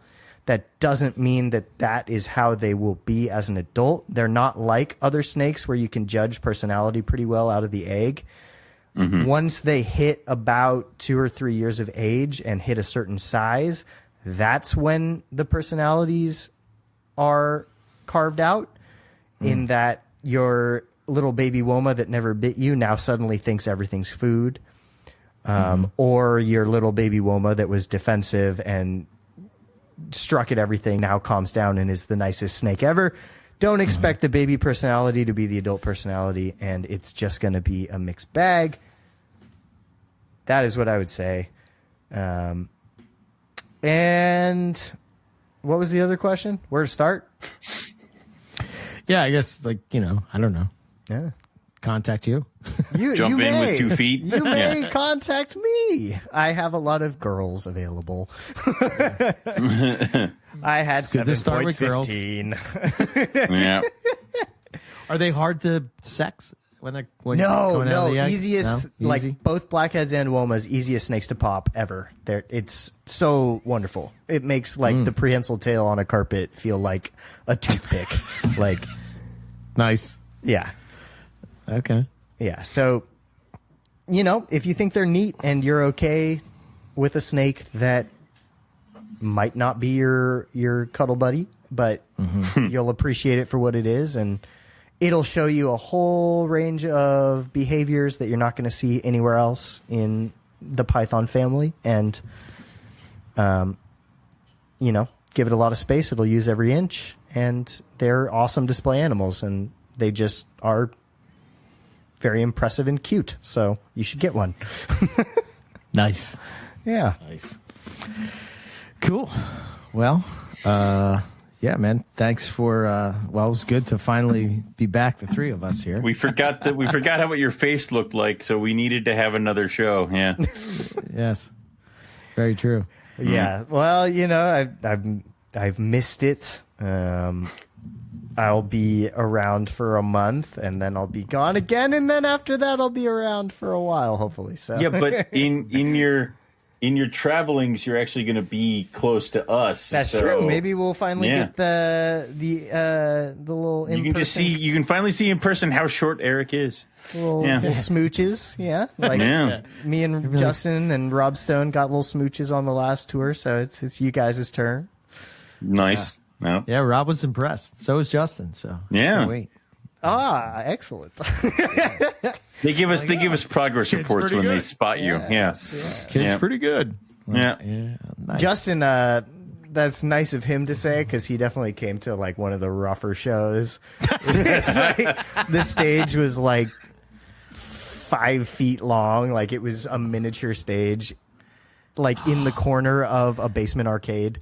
And they like, so like God. I was like in a corner behind our other guitar player. So that's nice of Justin to say. But Rob came to the best show of tour in the biggest venue in Denver. So Nice. they got opposite experiences. Well, it's both a good thing. So To be young. Oh man, I want to say I'm not though. That's why it hurt. Like my body can't do this. Oh man, way to get to my age. Holy shit. Yeah, if we put Eric on a small stage, he'd probably die. So, yeah. Oh, I miss playing out, man. That's the one thing I do miss. I do miss playing out. But I like You it know. when it's like in town, and then I come home Yeah. and sleep in my bed after the show. You know? Like, yeah, I like being I'm able not to go going on a home tour after. or Yeah, anything, yeah. but, you know. that was the best at the end of the last tour. Was there was a few days in between whatever the show was, maybe that was Colorado and San Francisco. So like I came home, right? Like I was home for like 2 days and then just drove into the city and did the show and came right home afterwards. The best show ever. Like Nice, yes. I'm well rested. I'm nourished. That's my fear of Carpetfest now is Eric's going to be at the grill, and then once everybody starts is done, like everyone's got food and is eating, he's just going to all of a sudden turn around and he's going to have a guitar in his hand and be like, "Where did you get that? How did you dude, get them that No, quickly?" that's if Yeah. you're lucky. You should thank Eric for that. I was thinking about this the other day, right? And I'm actually pretty pumped for Carpetfest, and I'll tell you why. Excellent, good. It's shifted. Okay, good. Yeah, because all the hard work is done. The heavy labor, the lifting, the pool. I told you to wait. Like I told you to get people. We have I people can't for wait, that. man. You saw the clock I sent you today. It's like 60 days until Carpetfest. You know what I mean? know. Time's a ticking. We have slave labor. We can use it. Yeah, well, I don't know. They're on strike or something because Whatever. Fine. You're talking about me? No, it's you. No. We get people. We have locals who are like, we can help. I'm like, good. Show up at Eric's house and do what he says. Like, yeah. No, then but, Eric just went and did it all himself. So I'm thinking about it, right? The first thing I thought about is that I'm actually going to be outside with the people. Yes, with the people. Correct. And the whole purpose of Carpetfest has always been to have conversations with people. Right. And like my Carpetfest, ever since I took it over here, has been just showing snakes. Right. Which you're still Sweating having to death. conversations with people, but it's not the same. It's not the same, right? Because you're not actually getting to know the person. It's just like, ooh, check out this snake. Ooh, check out this snake. Ooh, do you have that one? Yeah, look at this. Yep. What's Yeah, in this bro. bin? Yeah, exactly. But to be outside and actually interacting with That'll the be guests. much better. Yes, 100%. Somebody So I'm give really looking Eric a forward to beer for me and let him relax. Was Melissa and I went to like Lowe's or something, and they had that Blackstone grill or whatever thing display, game changer. and I'm like, Eric has this, and I'm excited. Game changers. Dude, I cook everything on that thing. That's My awesome. wife was so smart. And I because found now out her you do all the play. cooking. Yeah. I found out her play. She's not stupid by any stretch of the means. No, she went isn't. and bought this Blackstone grill knowing that I will be like, because there's something about like having two spatulas in your hand and just standing Is it out. like a griddle? No, it's a flat like top. a huge, it's a huge flat top. Giant flat top, and he's right. You heat it, and I've seen the videos of people cooking like just teams of burgers and caramelized onions and all. Like I've made fried rice. Yep. I've done the hibachi steaming onion thing, which is Yeah, pretty but cool. say it's like a hibachi Hey, grill. we It's like love having a giant we love hibachi a grill. caramelized onion on this channel. That is true. Oh man, there's something about them. My smash burgers are to die for. Let's see, what else have I cooked? I'm gonna breakfast, bring dude. Breakfast. I'm going to of bring champions. cheesesteak meat. I'm going to This bring thing? cheesesteak meat and rolls. Yep. Just, That's it. yep. Sick. Yep. Yeah, cheesesteaks, dude. Next level, man. It's like you will never cook a cheesesteak in a pan again. You'll be like, No. what is this garbage? Throw it out the goddamn Yeah, door. no, this is. And like you put the roll on top of it, and you scoop it up Scoop with it up the like long you said, like you're spatula. supposed to. You scoop it and up the with the roll has spatula some and you flip it. crust Yep. on it. Oh, yeah, dude. nope, yep. It's great. Nope. I'm going to go outside you're- and break my grill so I can get one of these. I want a Traeger. A Traeger? Yeah. Yeah, my drummer had one of the like ones that connects to your phone, and you like stick a little probe in the yes. meat, and then you can just watch it like the That's the one internal Rogan temperature. has. Yeah, it's insane. It's high tech. High Yes, tech. man. Yeah, so I made actually. Oh, and you'll be excited about this. So I made it at work actually just to try it out. But I made Zach's mojito chicken, and people went nuts about it. Right? Yeah. So I'm like, let me try this on the Blackstone and see what happens. So I cooked the mojito chicken. I let it marinate for 2 days, and then I put it on the Blackstone. Oh, dude, with rice. When I was herping with him, I said, I told him, Carpetfest is August 12th. I need you to show up with a bunch of mojito chicken. He's like, it's at Eric's? I'm like, yeah.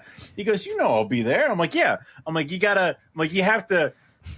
I'm feeling some stress and that there might be some fractures. I need you to heal us all with a big bag of mojito chicken. He goes, oh, I got you. I'm like, okay, good. So, yeah, this chicken is to die for, Lucas, man. It is so man. good. Oh yeah. I'd be there if it didn't have this tour thing going on. Yeah. Just ditch Yeah. the tour. I know We're it's better. like 1 week I off. kind of wish that I could. Like, It's like Snake 1 World, week don't off. tell any of my bosses in Music World, but I don't want to do this anymore. Like, Yeah, you are like 1 or 2 weeks. I think you're like a one week. weekend off, right? Yeah. If you had come the following Saturday, 100%. or if we had scheduled this Carpetfest tour, though, better. like the routing is a bear. Like it's Yeah. designed. It's like bus routing, but we're not in a bus, So like after we play every night, shit. we're gonna have to drive 4 to 6 hours after the show to get to the hotel. It's oh, gonna go be to like, hell. Yeah, It's no. gonna be a lot of like getting into bed at 4 and getting up to drive at 6 kind of thing. So That's terrible, man. I know. I need to like find a way to be excited because I'm really not. When you hit the stage, do you get excited? No. It depends on the stage. Well, man. it depends on the stage. Right? Sometimes stage, not Lollapalooza really too much. probably will get me excited, but you know, for every Lollapalooza, there's a Schmiggity's, and that was a bar. Schmiggity's was a bar in Buena Vista, Colorado, or Steamboat Springs, Colorado, where we played to 2 people. Oh, man. One of which came to every show of the tour. The other was a dude in a wheelchair that was chill as fuck.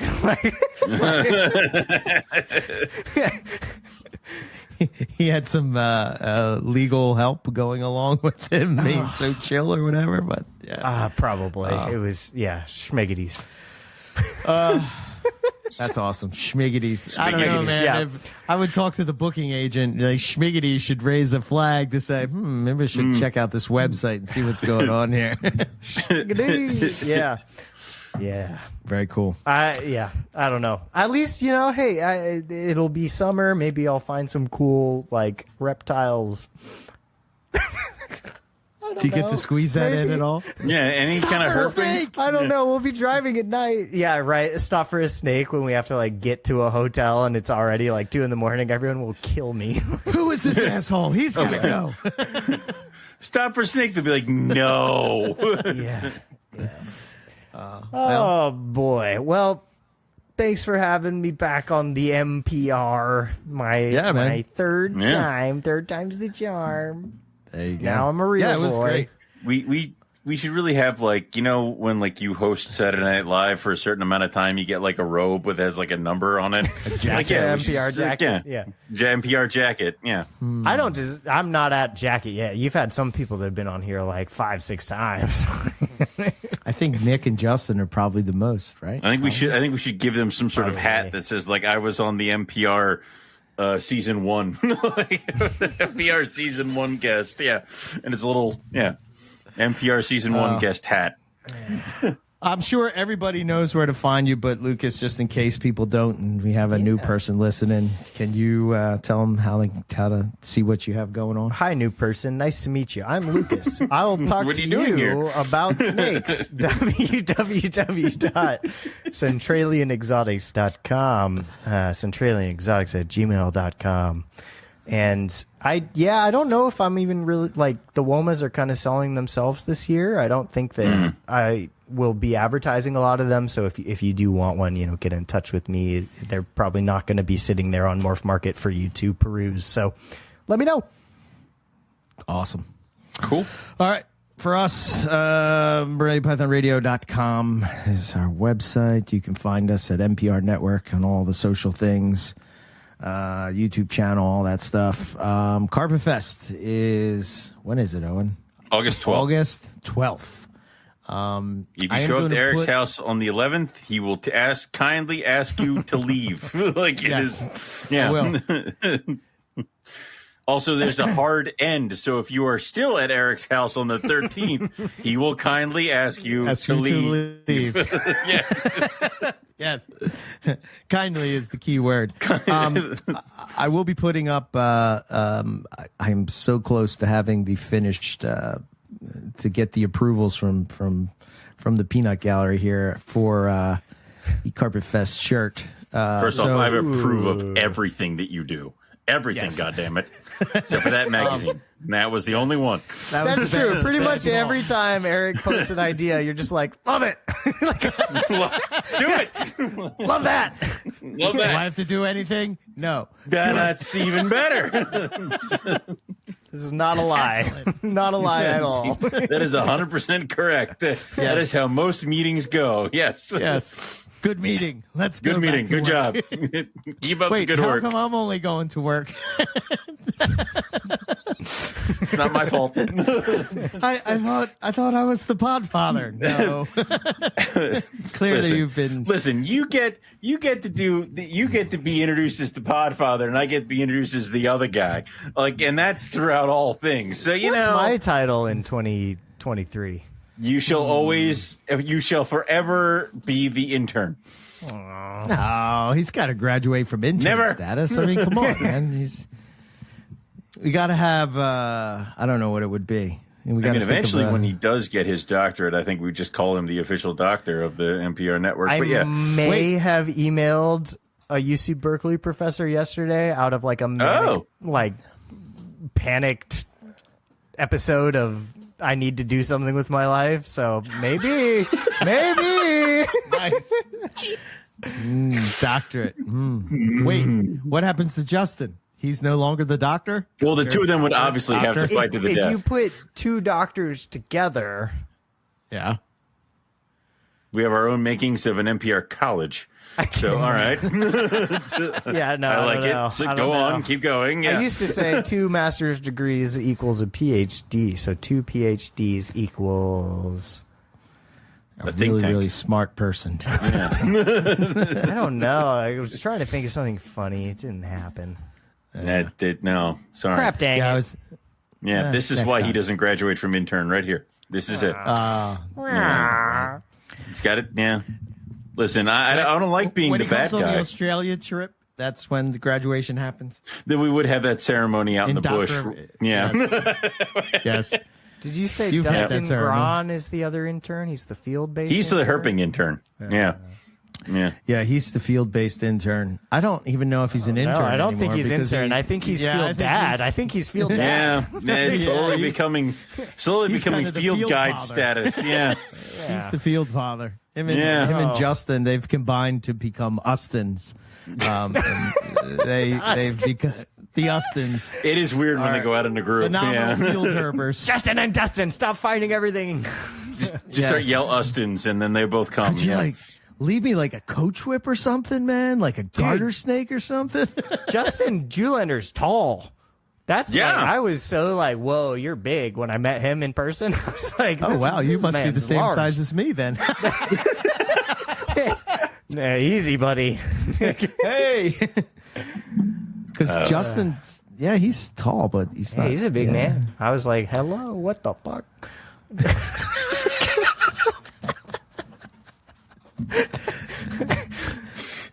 Good Oh night. my God. All right. Well, this is that's clearly all going I off the got. rails. We should end the Now show it's as quickly carpets as and possible. coffee. Yes, It is. It's slowly becoming that. that's right. All right, Owen. I don't know what you want to throw out there, but say your piece. Nothing, because this is going to come out after this week. So you're in if I saw Hamburg. you at Hamburg, hi. If you bought Hi. stuff, awesome.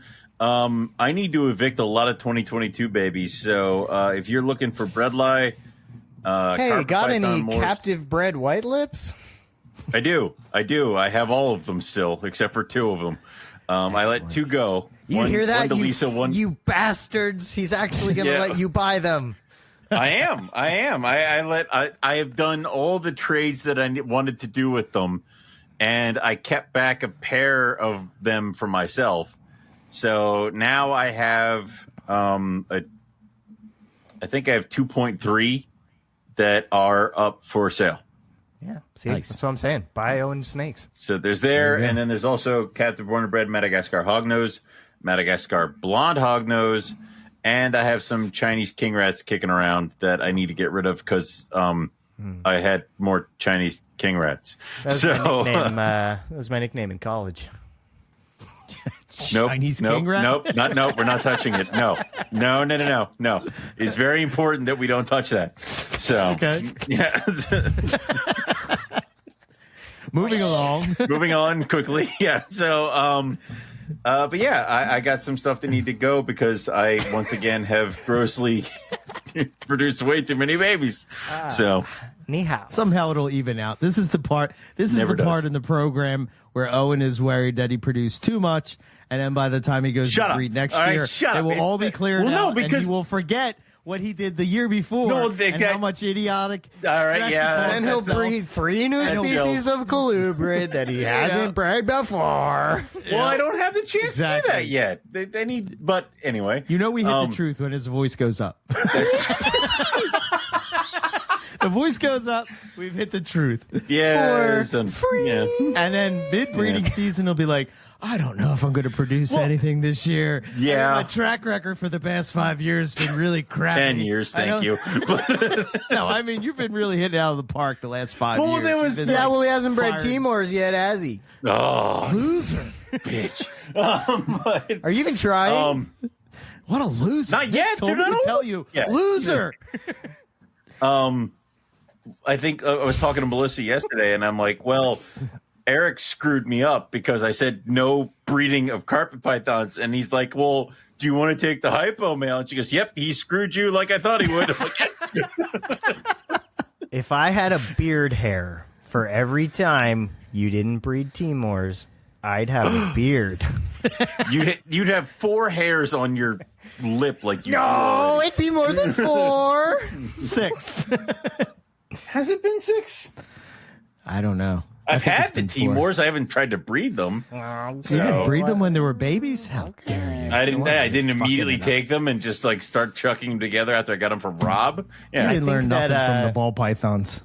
I think that my streak of breeding everything that I've tried to breed so far is going to end with the Womena scrubs when they're old enough. You think so? I think they're the ones you that are know- going to do me in. Like, I'm looking at the future. I'm like, it's going to be you, bitches. Like, it's easy. It's easy when you're going after low hanging white fruit. oh, low-hanging You know? fruit like blackheads. I don't know. Did they hatch or did you extract them? I don't know. Oh, well, this has gone off the rails. For everyone listening, dear, I'm not dear. actually cocky. Owen just brings it out of me. I'm so sorry, Nipper. I'm very humble. Yeah, when I talk to Lucas, it's a different Lucas. And then It's just when I and show then up, all he of a just sudden feels it's like he has to flex and be mean. I'm just looking at this guy on his phone the whole interview. I'm like, what's this guy doing? damn.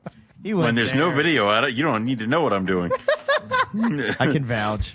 Yeah. I'm kidding. So the other reason that I'm this unhinged is that a new season of that sketch comedy show that I keep telling you to watch, I Think You Should Leave, on Netflix with Tim Robinson. That just Yes. came out, and so my energy is that show. You will not like me when I am that guy. You will Say, is not that- like me. Is that the next hurdle we're going to attempt to get on a sketch comedy show? I'm just saying, somebody listening to this will have seen the show and they'll know exactly what I'm talking about. Oh, if you Well, think I all think of you this should is leave. making, if you think all of this is making on the air, Eric's going to cut out like half of it. He's going to be like, "And Oh, we're no, done." this is all staying. This is God it. damn it. This is it. It's all on there. You think this is getting cut? This is God gold, damn it. buddy. This is You what goes at know. the beginning of the show. I told you to end it, but you kept You know going. what? I If don't want to keep anybody- trying to, but here, then look, it's I'll- like, let's continue talking. If anybody, the first person to contact me to buy a snake that uses and I think you should leave quote in the solicitation, I will pay for your shipping. Are you sure you want to do that? Shipping has gone up recently. That is a. I a love poor the decision. show.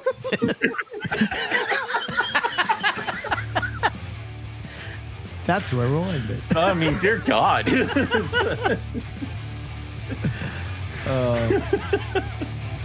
Come on, Owen. I need your All right, yeah, your everybody, goodbye. get it the hell out of here. We're waiting for you. What the hell? I don't know what you're doing. You've night. only Get been out. doing Go. this for Push the 500 and something times. Push the.